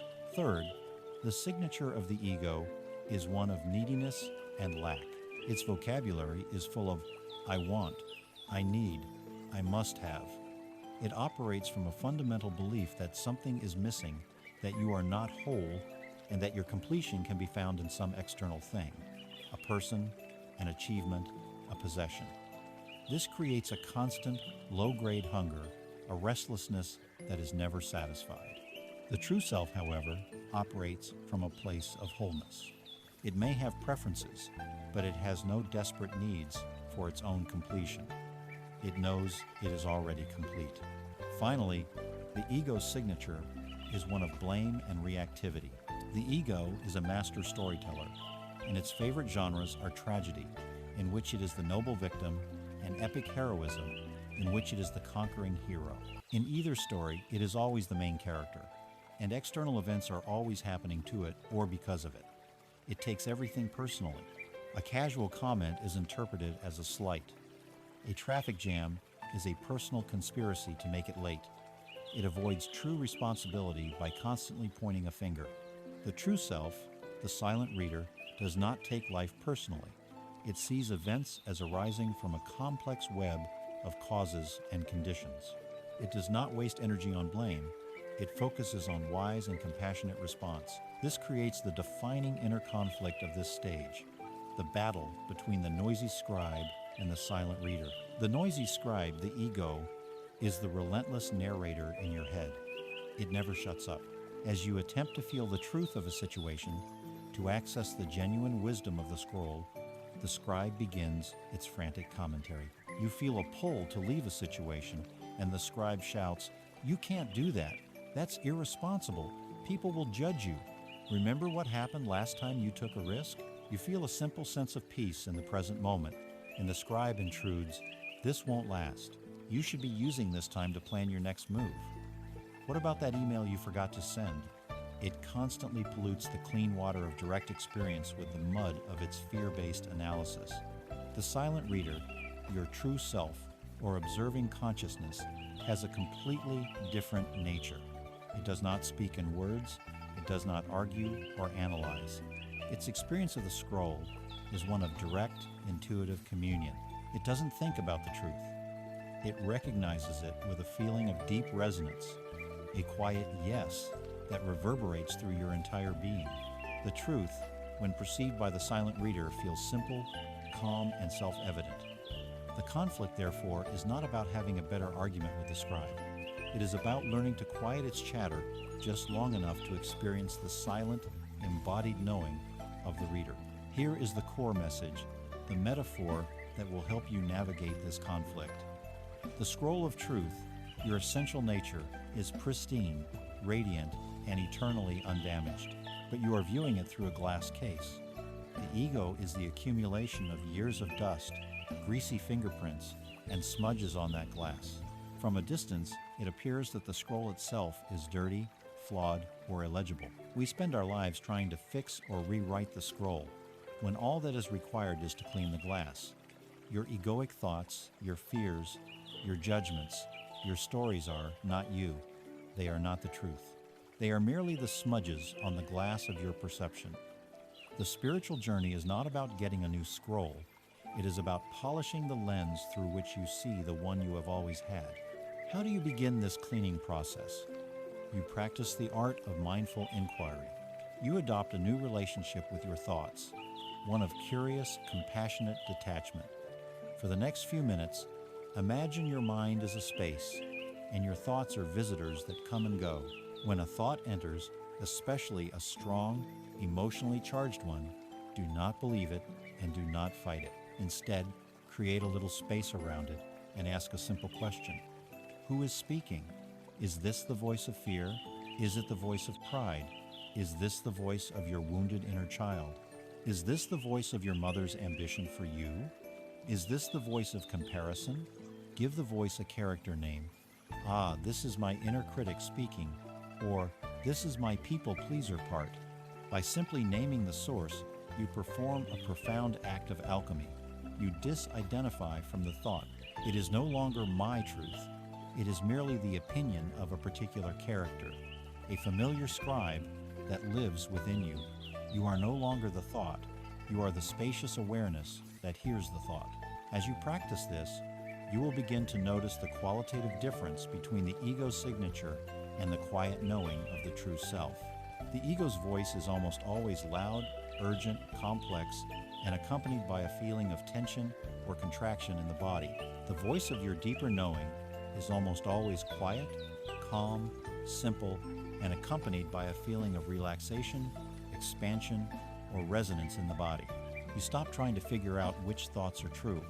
Instead, you learn to feel the difference between a greasy fingerprint on the glass and the clear, unobstructed light of the scroll shining through.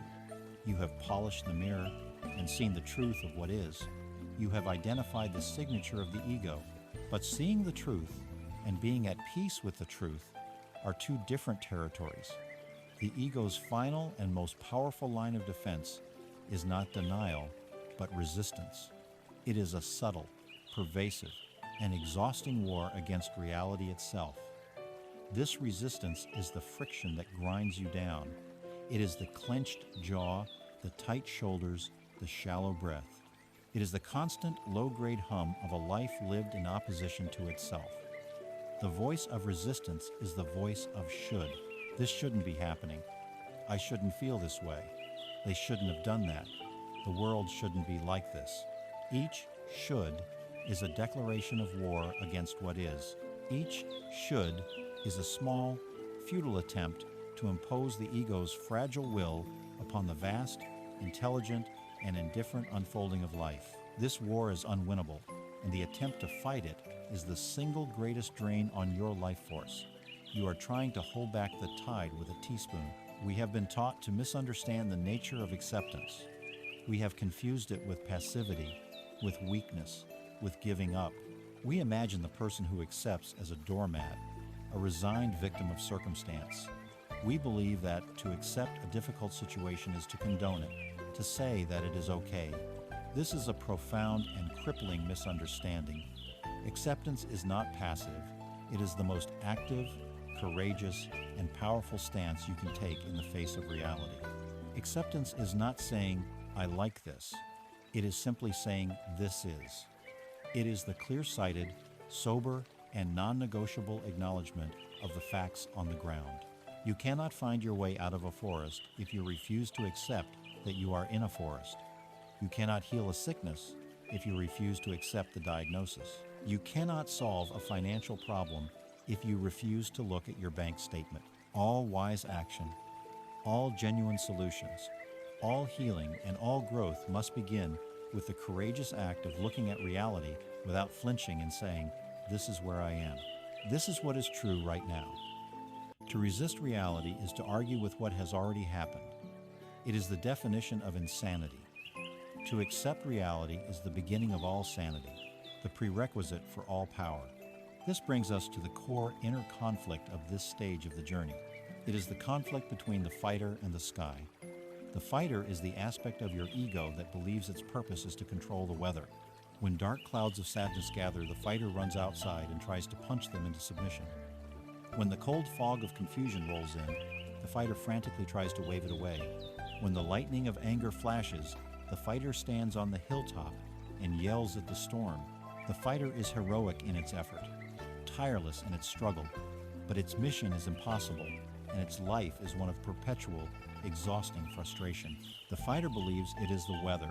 It identifies completely with the storm, and so it is tossed and turned and battered by every changing atmospheric condition. Its sense of peace is entirely dependent on the weather being sunny and calm. But you are not the fighter. You are not the weather. Your true nature is the sky. Think of this. The sky is the vast, open, and silent space in which all weather occurs. Dark, tumultuous storm clouds can fill the entire horizon. The sky holds them. A dense, disorienting fog can blot out all light. The sky contains it. Brilliant sunshine, gentle breezes, violent hailstorms all are allowed to arise, to exist for a time, and to pass away within the boundless embrace of the sky. And through it all, what happens to the sky itself? Nothing. The sky is not bruised by the hail. It is not stained by the clouds. It is not burned by the sun. The sky's fundamental nature is its own vast, silent, and indestructible peace. The storm clouds are not the sky. They are simply temporary events happening within the sky. This is the most liberating truth the scroll has to offer. You are the sky, and everything else is just the weather. The anger you feel is not you. It is a storm cloud passing through the sky of your awareness. The grief that feels all-consuming is not you. It is a dense fog that, in time, will lift. The joy that feels so wonderful is not you. It is a patch of brilliant sunshine that will also, eventually, be replaced by other weather. Your thoughts, your emotions, your circumstances, your physical sensations, they are all the ever-changing weather of your life. By shifting your identification from the fleeting clouds to the eternal sky, you find a place of profound and unshakable peace. This does not mean the storms will stop. Life will continue to produce weather, but it means the storms no longer have the power to define you or to destroy your essential well-being. You have found the part of you that is never touched by the storm. This is the core message. the ultimate secret of acceptance. You are the space for it all. You are the vast, silent sky of awareness that can hold the joy and the pain, the success and the failure, the clarity and the confusion. Your work is not to manage the weather, but to remember your identity as the sky. When you are lost in a storm of emotion, the practice is to remember, this is a storm. I am not this storm. I am the sky that is holding this storm. This shift in perspective is the difference between being tossed about in a lifeboat and watching the storm from the safety of a deep, unshakable lighthouse on the shore. How do you practice this radical acceptance in your daily life? How do you learn to be the sky when you are in the middle of a hurricane? You can use a simple, structured practice. First, choose something in your life right now that you are actively resisting. It could be a difficult emotion, like anxiety, a frustrating situation at work, a chronic physical pain, or the behavior of another person. Feel the resistance in your body, the tightness, the bracing against it. Now, begin the practice of acceptance. First, recognize and name what you are resisting. Say it to yourself, I am aware that I am resisting this feeling of anxiety, or I am aware that I am at war with the fact that this project failed. This act of recognition brings the unconscious fight into the light of awareness. Second, allow. This is the pivotal step. You make a conscious, intentional decision to stop fighting. You can say to yourself, for this moment, I am going to let this feeling be here. I drop the rope in my tug of war with reality. This is not resignation. It is a ceasefire declared by a wise general. Feel the immediate shift in your body as you stop fighting. The muscles might unclench a little. Your breath might deepen. Third, deeply investigate. Now that you are not fighting the sensation, you can get curious about it. As we practiced before, you can investigate the raw, physical data of the experience. Where is this anxiety in my body? What does it feel like? Is it vibrating? Is it heavy? You are treating it not as an enemy, but as a neutral phenomenon, an interesting weather pattern in the sky of your being. Finally, you remember that acceptance of the present moment does not preclude wise action in the future. You accept what is so that you can create what can be from a place of clarity and peace, not panicked resistance. You tell yourself, having accepted the reality of this moment, I can choose how to respond later. You have accepted the diagnosis. Now you can calmly explore treatment options. You have accepted the feeling of anger. Now you can choose a wise way to communicate your boundaries. You have accepted the reality of the failure. Now you can learn its lessons and begin anew. You are no longer fighting the weather. You are learning to be a wise sailor, using your knowledge of the sky to navigate the inevitable storms of life with grace, courage, and a deep, abiding peace. You stand now in a place of profound potential. The mirror has shown you the truth. The anchor has been raised. You have felt the compass of your body pointing toward a new shore, and the fire of discipline burns steadily in your heart. You are ready for the voyage. But as you stand at the helm, a familiar paralysis sets in. You look toward the horizon and see only a vast, empty, and terrifying expanse of blue. Your ego, in its role as the nervous first mate, scrambles below deck and returns with a demand. Where is the map? It asks, its voice trembling. Where is the chart that details the entire journey? Where are the depth soundings, the weather predictions, the port of call itineraries? We cannot possibly set sail until we know the entire route from beginning to end. This is the tyranny of the complete map, the ego's last and most sophisticated defense against the unpredictable adventure of a true life. Our culture worships this tyranny. We are taught from a young age to plan our lives as if they were predictable engineering projects. We create 5-year plans, 10-year career trajectories, and detailed retirement strategies. We want a guarantee, a warranty against uncertainty. We want to believe that life is a solved equation, a pre-written story, and that our task is simply to follow the instructions correctly. This demand for a complete map stems directly from the ego's terror of the unknown. The ego, as we have seen, is a control mechanism. Its sense of security is based entirely on its ability to predict and manage what comes next. The vast, open ocean of uncertainty is its ultimate nightmare, and so it creates a paralyzing paradox. It will not allow you to begin the journey until you can promise it a perfectly safe and predictable outcome, an outcome which a true journey can never offer. And so you remain stuck at the trailhead, refusing to enter the forest because you cannot see a paved road leading all the way to the distant mountain peak. Let us now consult the scroll on the true nature of the territory ahead. The scroll does not offer you a detailed nautical chart. Instead, it reveals a single, fundamental truth. Life is not a charted territory. It is, by its very nature, a vast and uncharted wilderness. There is no complete map. There has never been a complete map. Anyone who has ever sold you one was selling you a beautifully rendered illusion. The great explorers of history, the pioneers who crossed oceans and continents, did not possess satellite navigation. They had something far more valuable. They had a reliable compass pointing north. They had a deep sense of their ultimate direction, and they had the immense courage to sail into the blank spaces on the map, to take the next step into the void, trusting that they would have the resources to meet whatever they found there. To demand a complete map from life is to misunderstand the very nature of the enterprise. It is to wish that the adventure were over before it has even begun. The soul does not crave certainty, it craves aliveness. And aliveness is only found in the dynamic, unpredictable, and creative space of the unknown.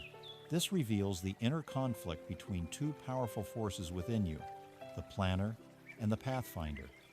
The planner is the aspect of your ego that is obsessed with the map.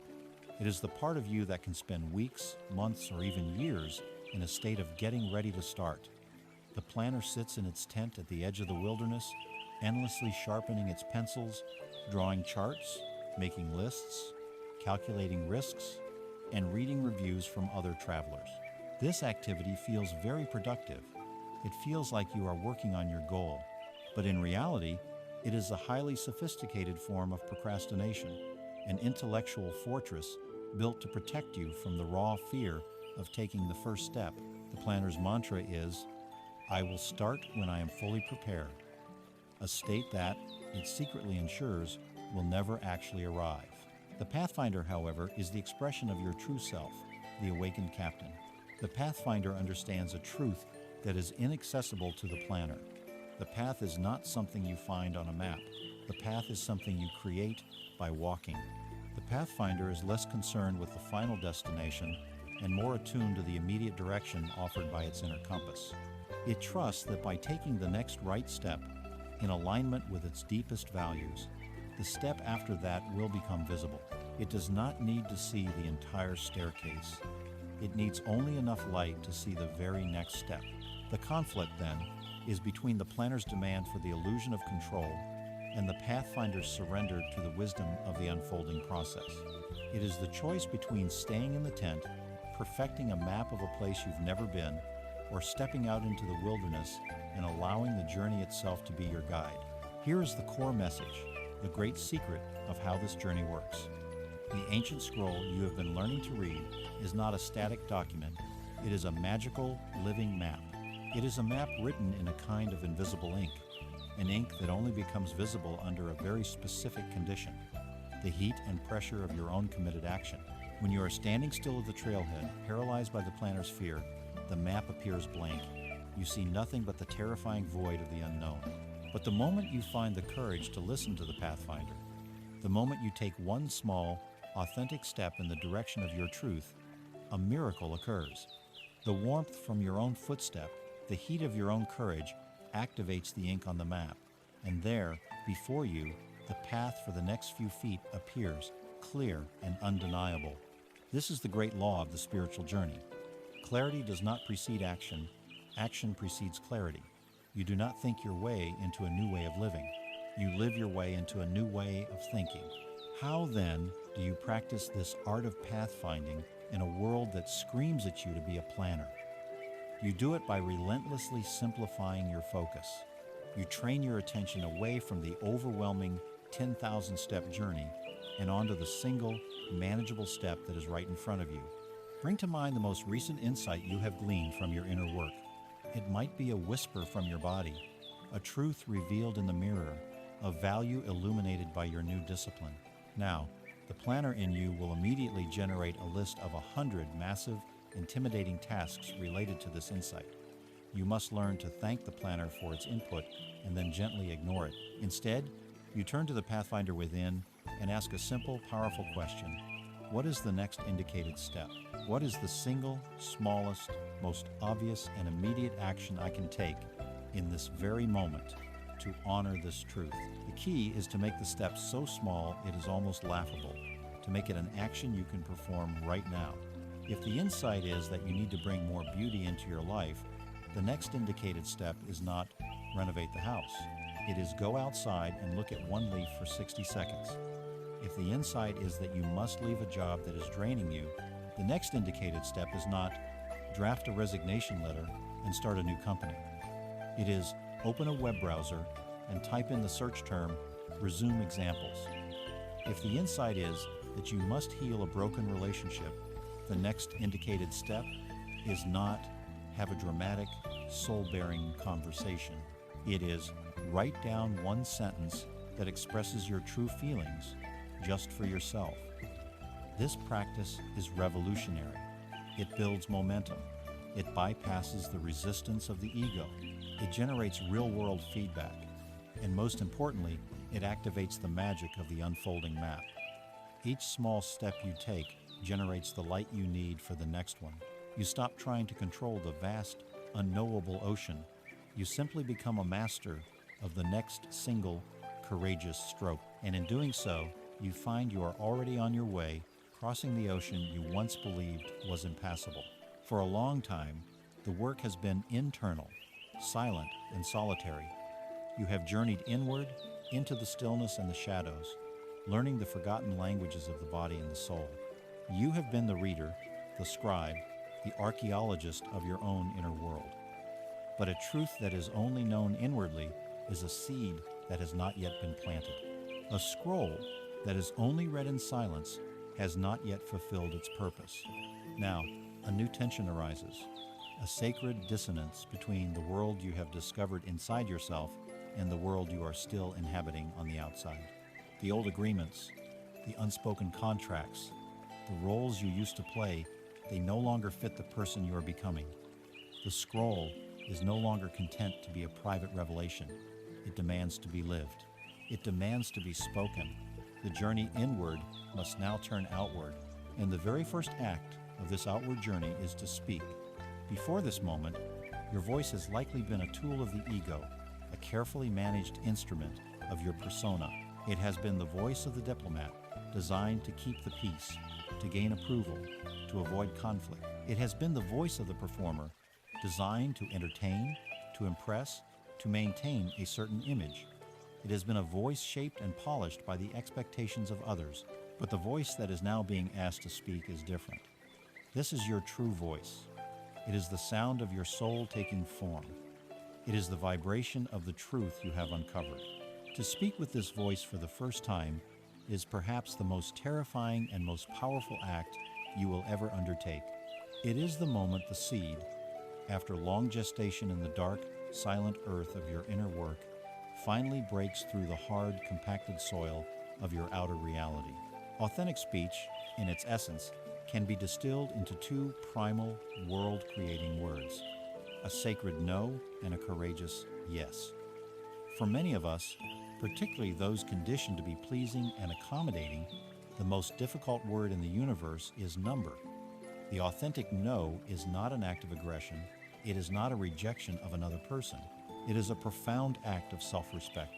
It is the sound of you defining your own sacred space. It is the drawing of a boundary, the declaration that you will no longer allow your energy, your time, or your spirit to be trespassed upon, saying no to the draining social obligation, no to the project that violates your values, no to the familiar but toxic dynamic with another person.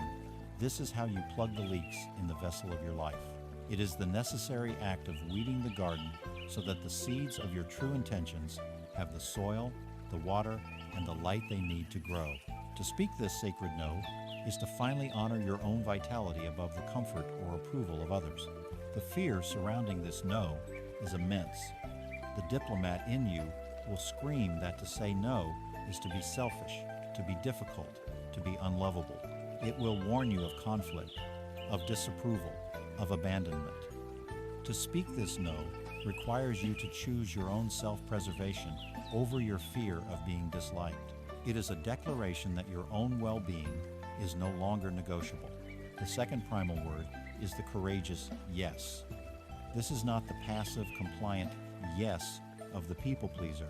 This is the resounding, vulnerable yes spoken to the call of your own soul. It is saying yes to the creative impulse that frightens you. Yes to the difficult conversation that is necessary for growth. Yes to leaving the security of the known harbor and setting sail on the uncertain sea of your own truth. This yes is an act of supreme vulnerability. It is the planting of your tender seed in the unpredictable soil of the world. It is a commitment, an offering of your energy and your heart to something that has no guarantee of success. It is the choice to be a creator, not just a consumer, of your own life. The fear surrounding this yes is also immense.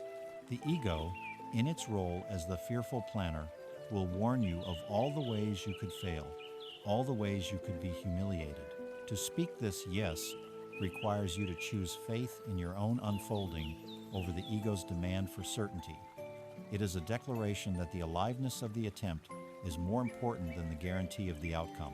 Here lies the inner conflict, the battle between the diplomat and the herald.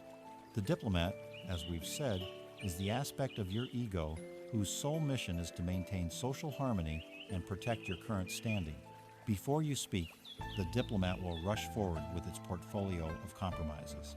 It will urge you to soften your no, to water it down into a maybe or let me think about it. It will advise you to delay your yes, to wait for a better time, to hedge your bets. It will whisper, "Is it really necessary to say that? Can't you just keep the peace?"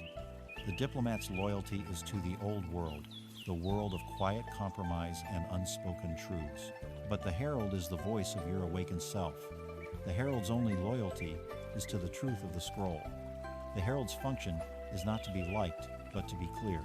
Its purpose is to announce the new reality, to speak the truth into being. The herald understands that a false peace is no peace at all, but merely a deferred conflict. It knows that an unlived life is the greatest tragedy. In the crucial moment before you speak, you are faced with a choice. Do you listen to the diplomat and betray your own soul for the sake of a fragile, temporary peace? Or do you summon the courage of the herald and speak the simple, unvarnished truth, even if your voice trembles and your heart pounds in your chest?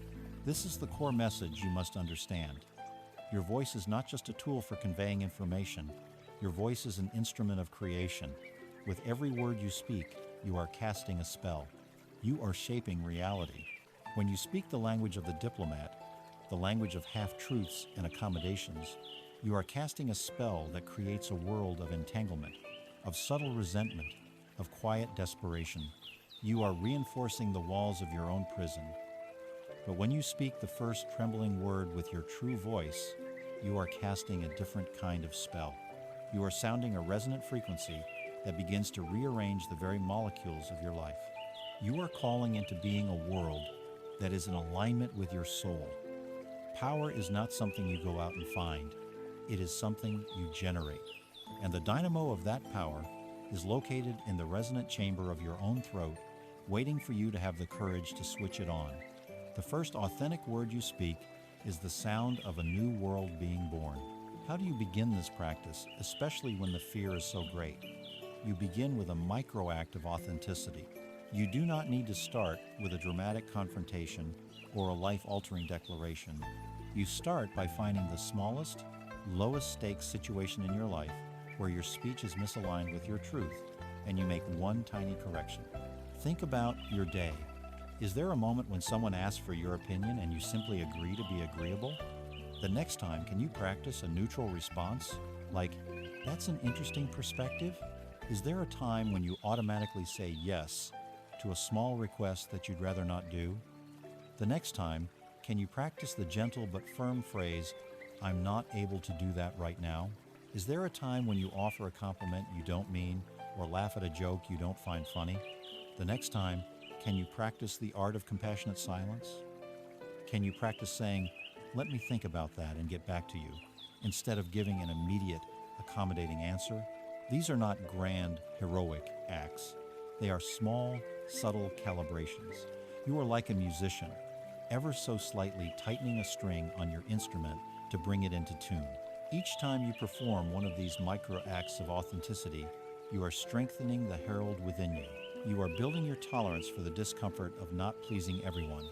You are proving to yourself that the world does not end when you speak your truth. You are the tender green shoot, gathering the strength you need by pushing against one small pebble at a time, preparing for the day when you will have the power to break through the concrete. You have spoken your first word of truth. You have tasted the frightening, exhilarating power of aligning your outer world with your inner knowing. In that moment of authentic speech, a flash of lightning illuminated a new landscape, a new possibility for your life.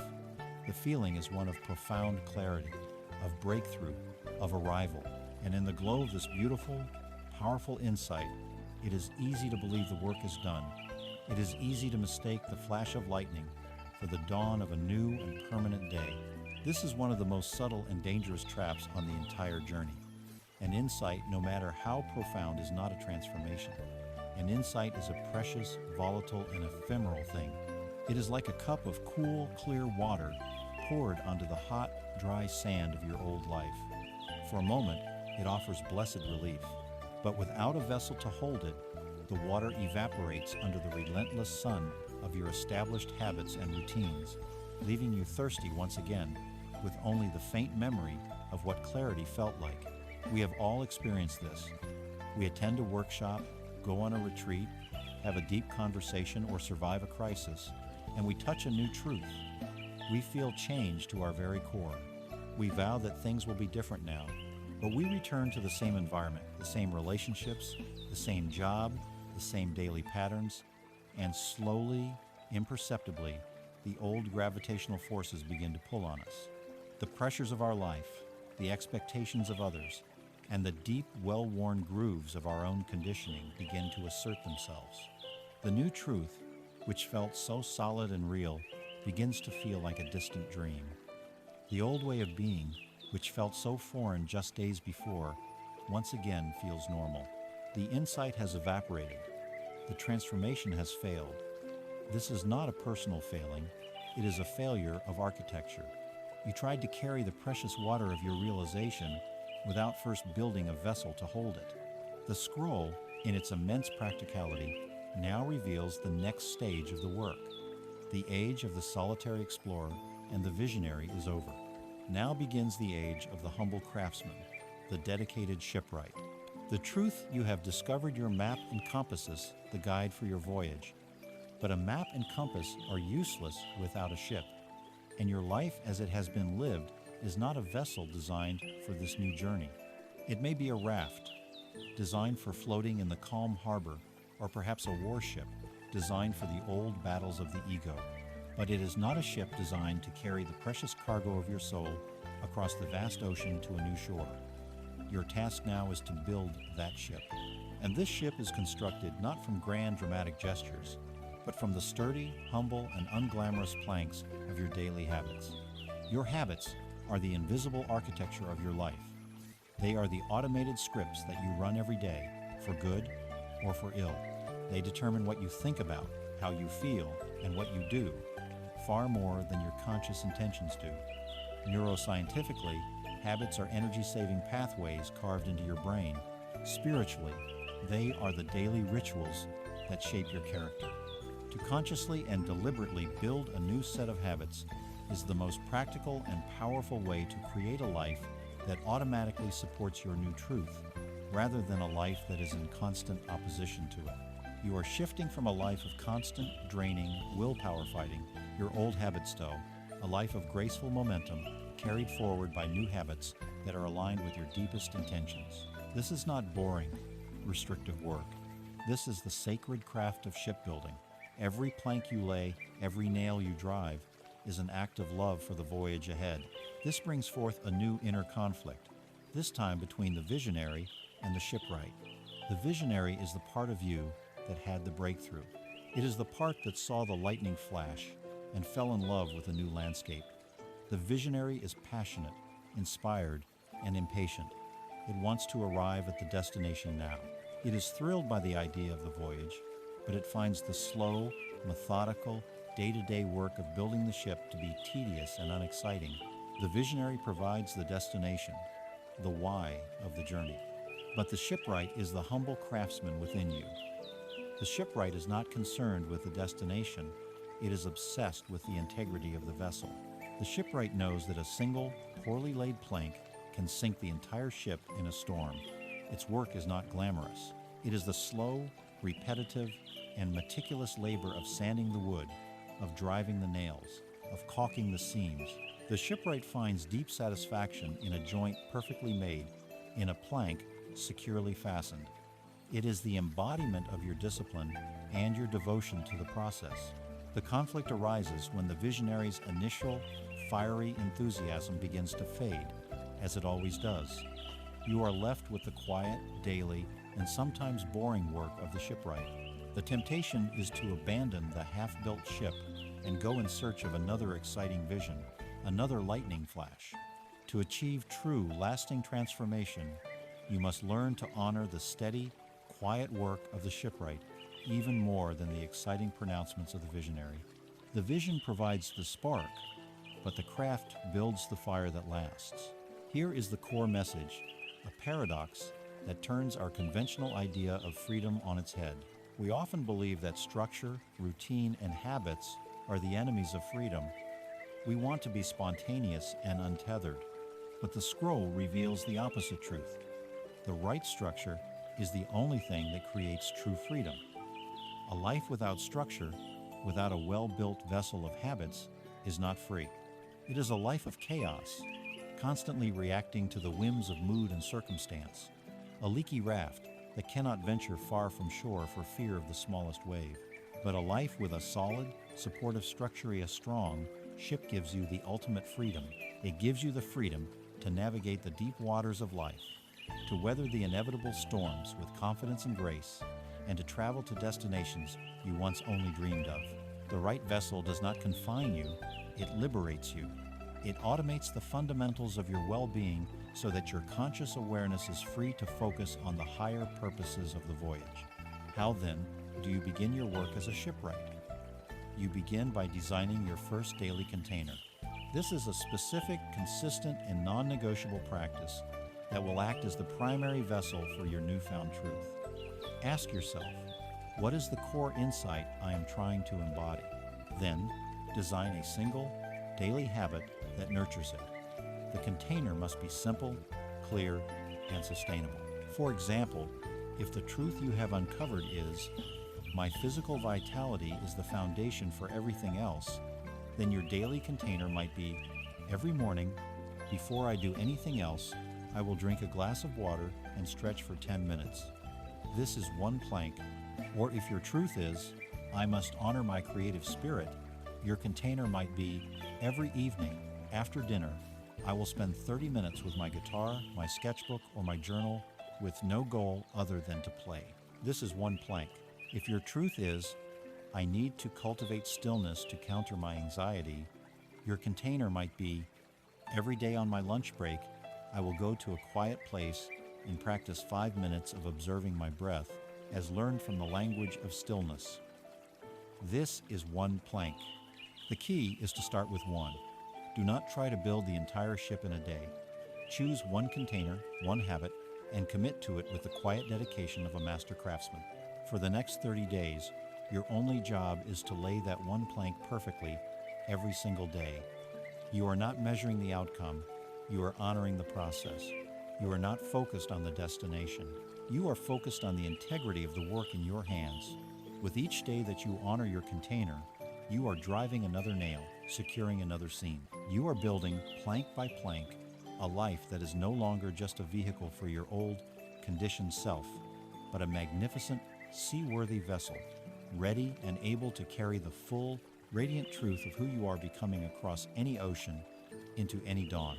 You are now the shipwright, laying the sturdy planks of new habits, building a vessel worthy of your voyage. The ship is taking form, but a ship, however strong, is useless without a means of navigation. It needs a way to hold its course in the vast and trackless ocean. The scroll, in this next phase of its unfolding, reveals that it has gifted you something more profound than a map.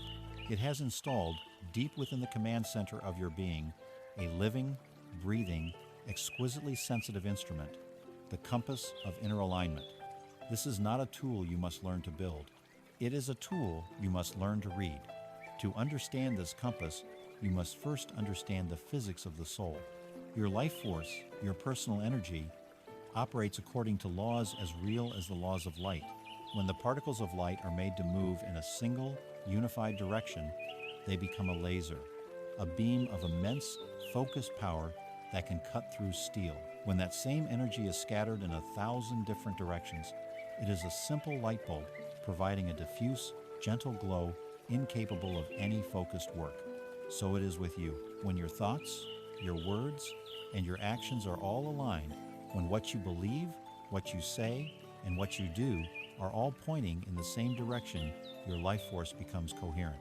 It becomes a laser of quiet, focused power. This is the state of integrity, of wholeness. The feeling of it is unmistakable. It is a sense of flow, of ease, of rightness. There is no internal friction. You are not fighting yourself. You are moving through the world as a single, unified being. This is the feeling of the compass needle settling, pointing steadily and confidently toward your own true north. Now, consider the opposite state, the state in which most of us live most of the time, misalignment. This is the state of being a scattered, incoherent light bulb. It is the experience of believing one thing, saying another, and doing a third. You believe that your health is important, yet you say yes to the junk food, and your actions lead you to the couch instead of the walking path. You believe in honesty, yet you tell a small lie to avoid a moment of conflict, and your actions are now out of sync with your core value. You commit to a creative project, yet you allow your actions to be consumed by distraction and procrastination. Each of these moments of misalignment creates a state of internal civil war. One part of you is pulling in one direction, while another part is pulling in another. This creates immense, invisible friction. It is a constant, low-grade tearing of your own psychic fabric. This is the source of so much of our unexplained exhaustion, our chronic anxiety, our sense of being a fraud. It is the profound psychic cost of a lack of integrity. You feel tired not because you have done too much, but because so much of your energy is being consumed by your own internal battles. You are the government of a country in a state of constant civil war. How could you possibly have the energy to create, to love, to build a new world? You feel like an imposter because you are acting as an imposter in your own life, playing a role that is not in alignment with your soul's true script. This agony of misalignment is the violent, desperate spinning of the compass needle, a clear and painful signal that you have lost your way. This internal battle can be seen as the conflict between the politician and the true north. The politician is the aspect of your ego that is a master of misalignment. The politician's primary goal is not truth or integrity, but approval. It wants to win the election of public opinion every single day. And so, it treats your life like a campaign. It will say one thing to one group of voters, your family, for instance, and another thing to a different group, your colleagues at work. It makes promises with its words that its actions have no intention of honoring. The politician is constantly checking the polls. What is the popular opinion? What is the safest course of action? What do they want to hear? Its direction is entirely dependent on the shifting winds of external validation. It is a creature of pure compromise, and its greatest fear is taking a firm, unpopular stand.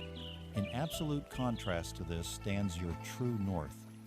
This is not a personality, it is a principle. It is the core, unshakable truth of your being that you have been uncovering from the scroll. It is your deepest value, your soul's purpose. It is the direction your inner compass points to. regardless of the weather, regardless of the poles. The conflict arises in the countless choices you make each day. You are offered a project at work that promises prestige and money, but it feels hollow and compromises a core value. The politician in you screams, "Take it! It's a huge opportunity. What will people think if you say no?" But the compass needle of your true north points firmly, silently, in the other direction. You are in a conversation and someone makes a casual, bigoted joke. The politician urges you to laugh along, to keep the social peace, to not make waves. But the compass of your true north creates a cold, sick feeling in your stomach, a clear signal that your integrity is on the line. The daily, moment-to-moment practice of this life is choosing to be guided by the unwavering compass of your true north rather than the frantic, poll-testing expediency of the politician. Here's the core message you must integrate. The scroll has given you a living instrument. This inner compass is not a one-time gift that, once received, works perfectly forever. It is more like a finely balanced magnetic needle that requires your constant attention. Your work is not to arrive at some static, perfect state of alignment. Your work is the ongoing practice of aligning. It is a dynamic process of navigation. You will stray from the course. You will be pulled by the strange magnetic fields of fear and desire. Your job is not to be a perfect navigator who never makes a mistake. Your job is to be a vigilant one who is constantly glancing at the compass.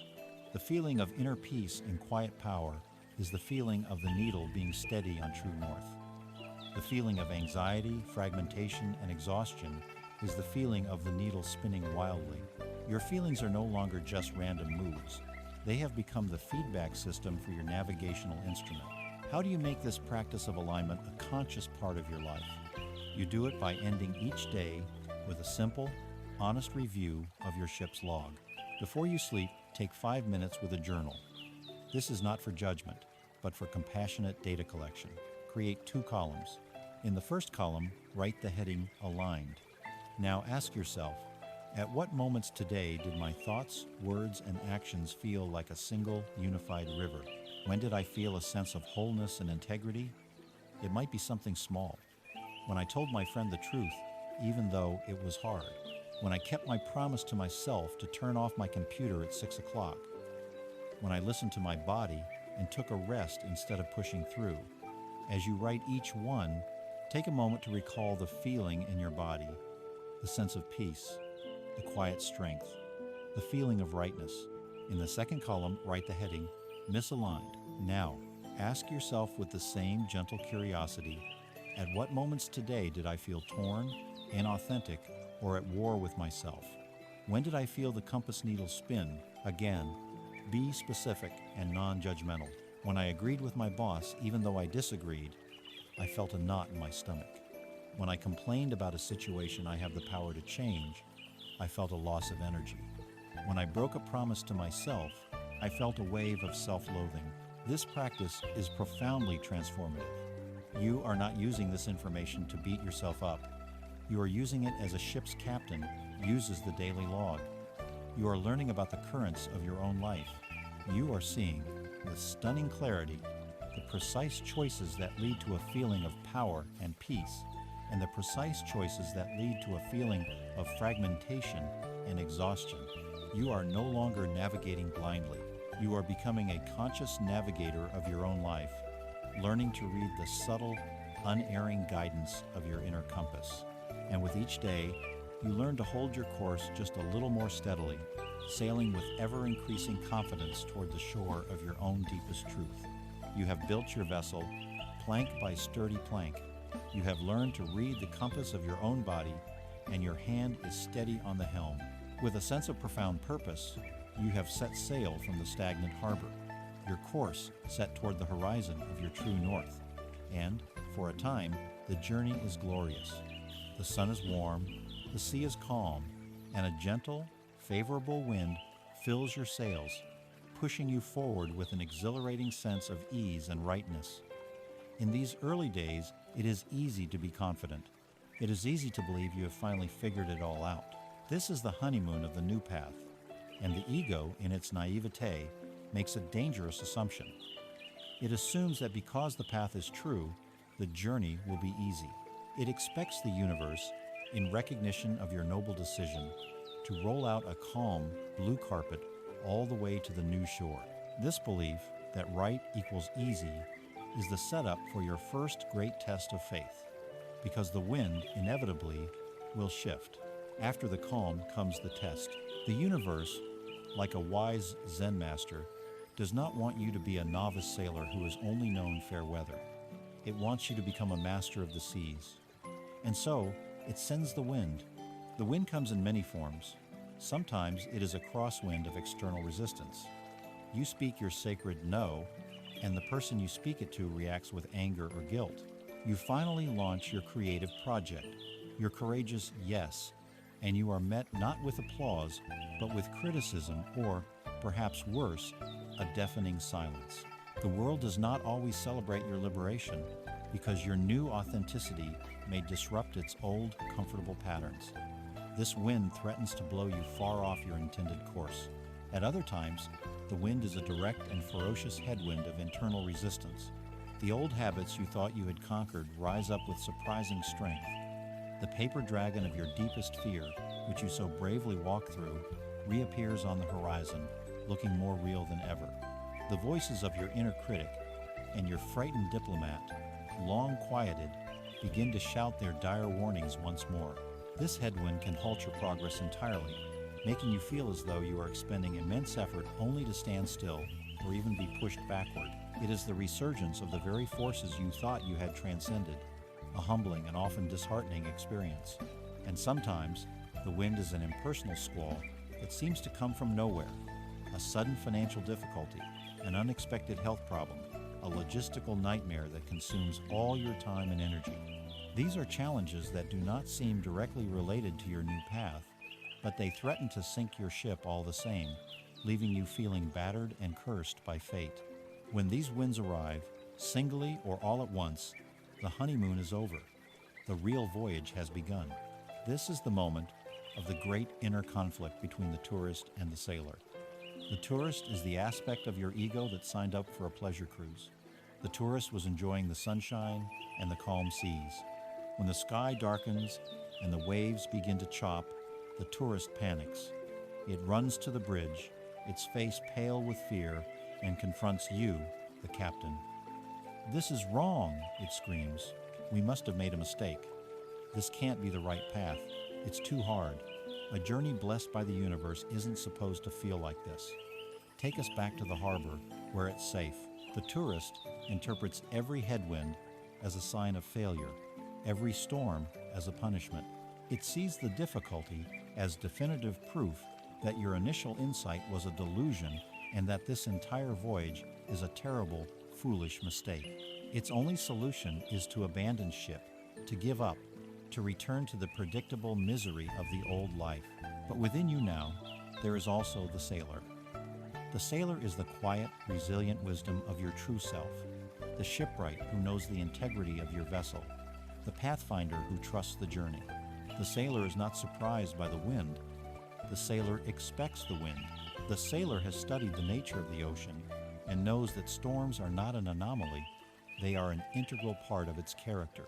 The sailor does not see the headwind as a personal attack or a sign of being on the wrong course.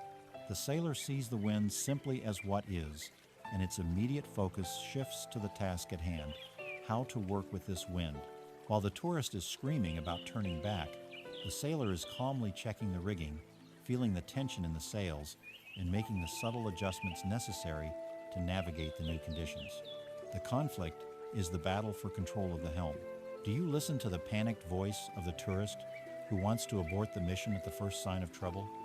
Or do you embody the calm competence of the sailor who knows that this is the moment its true training begins? Here is the core message, the wisdom that allows you to transform every obstacle into an opportunity. The wind is not a tyrant sent to stop you. The wind is a teacher sent to train you. The universe sends these challenges not to break your will, but to test the integrity of your vessel and, most importantly, to force you to become a master of your own sails. A sailor who has only ever drifted on a calm sea has no real skill. It is in the fierce, sustained struggle against the headwind that you learn the fine art of navigation. It is here you discover how to tack, how to angle your sails in such a way that you can use the very force that opposes you to zigzag your way forward. It is here you learn about the deeper capacities of your ship and of yourself. It is here you build the unshakable confidence that can only be forged in the heart of the storm. The headwinds of life are not a sign that you are wrong. They are the curriculum of your mastery. How then do you put this into practice when you find yourself in the teeth of a gale? You must consciously reframe the challenge from an obstacle into a training exercise. Take the specific headwind you are facing right now. It could be a difficult person, a creative block, a financial fear. First, acknowledge the tourist's story. Give that panic part of you a voice. Write down its interpretation. This is a disaster. It's too hard. I can't handle this. It proves I'm not good enough. I should just give up. It is vital to honor this voice and the fear behind it, not to suppress it, but to see it clearly for what it is, the story of a frightened passenger. Second, ask the sailor's question. Once you have heard the tourist out, you turn to the wise sailor within you and ask a new and powerful question. If this situation was not a random, unfair obstacle, but a perfectly designed training exercise sent to me by a wise and compassionate teacher, what specific skill is it designed to strengthen in me? This question changes everything. It shifts you from the passive position of a victim to the active position of a student. Finally, identify the skill. Look closely at the challenge. Is this exercise designed to teach you patience? Is its purpose to forge a deeper resilience in you, the ability to get knocked down and get back up again? Is it teaching you the art of creative problem solving? Is it forcing you to learn how to ask for help, to admit you can't do it all alone? Is it an exercise in detachment, in learning to do your best work without being attached to the outcome? Is it a lesson in setting firmer boundaries? Name the skill. By identifying the challenge as a curriculum designed to teach you, for example, resilience, the entire experience is transformed. It is no longer a personal failure that you are struggling. You are simply a student in Resilience 101, doing your homework. The situation loses its personal charge and becomes a noble, impersonal task. You are no longer a victim of the wind. You are a sailor at the helm, learning to master the art of the journey itself. For so long you have been the apprentice, the devoted student of your own life. You have been the scribe, hunched over the ancient and often baffling text of the scroll. With painstaking effort, you have learned its many languages. You learned the language of stillness in the silent chambers of your own mind. You learned to read the unvarnished truth in the mirror and the somatic grammar of your own body. You deciphered the faded, tear-stained ink of past pain and faced the terrifying, bold-faced characters of your deepest fears. You learned to distinguish the authentic, original text from the noisy, fear-based commentary of the ego scribbled in the margins. You have built a vessel of discipline, learned to read the compass of your own integrity, and skillfully navigated the testing winds of resistance and doubt. You have done the sacred, difficult work of understanding the story you were born into. You have read your history. You have deciphered your conditioning. You have understood the prologue. And now, you come to the end of the written part. With a sense of reverence and anticipation, you unroll the final section of the scroll, expecting perhaps a grand conclusion, a final prophecy, a neat summary of your life's purpose. But you find something far more shocking, far more terrifying, and far more magnificent. You find that the ancient, dense script simply stops, and beyond it, stretching out before you, are pristine, luminous, and unboundedly empty pages. The scroll is not finished, and there, resting on the clean, white parchment, where the final word of the prologue should be, lies a pen. Simple, elegant, and heavy, with a significance that makes your heart stop. In this moment, the entire purpose of your journey is turned on its head. You thought your task was to be a reader of a fixed destiny. You have just discovered your true task is to be the writer of a story that has not yet been told, This is the ultimate inner conflict, the final threshold you must cross. It is the choice between the safety of the reader and the sovereignty of the writer. The reader, the scribe, the part of you that has so diligently studied the past, feels a sense of relief in a pre-written text. Even a difficult or tragic story is manageable because it is finite and known. There is no ultimate responsibility. The reader can always say, "This is simply what was written for me. This is my fate." The role of the reader, even a brilliant interpreter, is fundamentally a passive one. It is safe. It requires no radical act of creation. The thought of picking up that pen, of touching its nib to the terrifying emptiness of the blank page, is the ego's final and greatest fear. Because to pick up the pen is to accept a level of freedom and responsibility that is almost unbearable. This is the role of the writer. The writer is the fully actualized self, the one who is ready to graduate from apprenticeship to mastery. The writer cannot look to the old text for instructions on what to write next. The writer must face the luminous void of the blank page and choose what will be the theme of this next chapter. What will be its tone? Will it be a story of courage or of comfort? A story of love or of fear? A story of service or of self-interest? The writer has no one to blame and no script to follow. Every sentence is a choice. Every word is an act of creation. This is the final evolution of consciousness, the shift from the victim consciousness of the reader, who believes life is happening to them, to the creator consciousness of the writer, who understands that life is happening through them.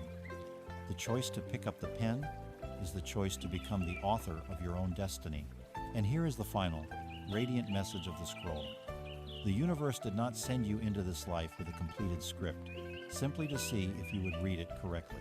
It sent you a scroll with a lengthy, detailed prologue so that you would understand the story's origins, its themes, its characters, its recurring challenges. The entire journey of deciphering the past was your training. It was your apprenticeship in the great literary art of your own existence. It was meant to teach you the language, to show you the metaphors, to attune your ear to the rhythm of your own soul's poetry, so that when the time came, you would be prepared to continue the story with wisdom, with compassion, and with courage. You were never meant to be just the scholar of your life.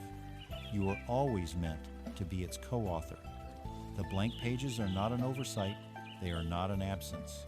They are a sacred trust, a divine and collaborative invitation. The universe has written the prologue, and now it has handed you the pen. How do you even begin to face such a momentous task? How do you write the first word when the freedom is so vast? You do not begin by trying to write the entire novel. You begin by writing the charter for the very next chapter. You give it a title, a theme, and an opening sentence. This is your practical suggestion, your first act as the newly inaugurated writer of your own scroll. Take out your journal, the logbook, where you have been practicing your new craft. Find a fresh, clean page. At the top, write this question: if the next chapter of my life were a story I was writing, what would its title be? Let your intuition answer. Do not overthink it. Perhaps the title is The Chapter of Deep Roots, or The Chapter of the Open Road, or The Chapter of Quiet Service, or The Chapter of Speaking My Truth. Write down the title that makes your heart resonate. Next, you will define its theme. Ask yourself, what central theme, what core value do I want to explore and embody in this chapter? If I could choose only one or two words, what would they be? Perhaps the theme is freedom, or connection, or integrity, or playfulness, or courage. This theme becomes the guiding principle for the plot you are about to create, the true north for this leg of the voyage. Finally, and most powerfully, you will write the opening sentence of this new chapter. This sentence is a declaration of intent, a powerful spell that sets the narrative in motion. It should be written in the third person, as if you are the narrator of your own epic. It might sound something like this. And so, having learned the lessons of the harbor, she finally turned her ship toward the uncharted waters, her heart filled not with a map, but with a deep and unwavering trust in her own compass. Or perhaps, He laid down the heavy armor of being right and for the first time picked up the lighter, stronger tools of being open and kind. Or, having spent a lifetime building walls to protect her heart, she now decided to become a gardener, tending to the soil and planting seeds of connection wherever she went. Read what you have written. The title, the theme, the opening sentence. This is not just a plan. This is a creative act. This is the first ink on the blank page. You have picked up the pen. You have accepted the sacred responsibility and the terrifying, glorious freedom of your own life. The age of the scribe is over. The age of the writer has begun. The story is now yours to tell. You have traveled far. You began as a stranger in your own life, burdened by a message you could not read, a crisis you could not decipher. The ancient scroll was a weight in your hands, its script foreign, its meaning obscured by the dust of your own fear and confusion. Look at it now.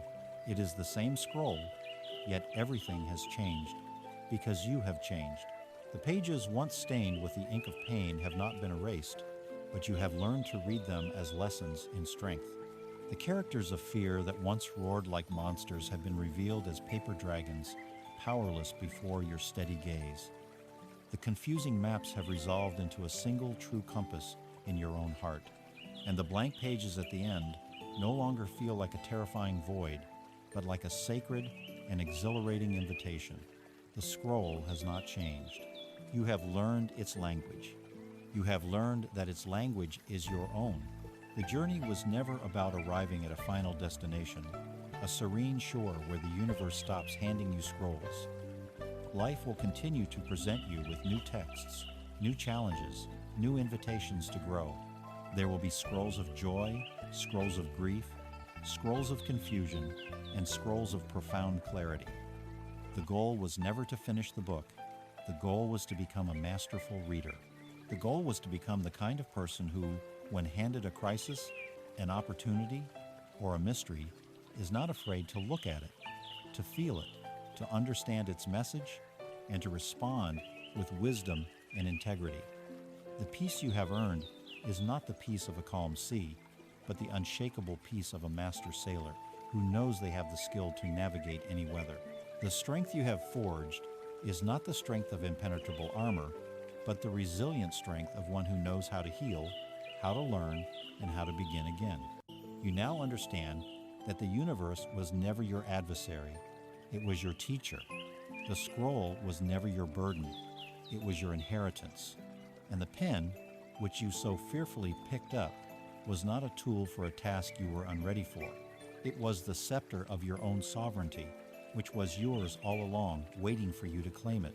The power to write the next line of your life's poem, to choose the theme of your next chapter, to create a world that is aligned with the deepest truths of your soul, has always been within you. The entire journey was simply about removing all the things that told you it was not. And so, this conversation ends, but your true dialogue begins. The work is never over, it simply becomes your life. Listening is not something you did. It is something you do in every moment. The great scroll is unfurled before you now, not the one from the past, but the one of this very moment. Its text is written in the gentle rhythm of your own breathing, in the steady beat of your own heart, in the light falling into the room around you. The universe is whispering its eternal question. Your very next breath is your reply.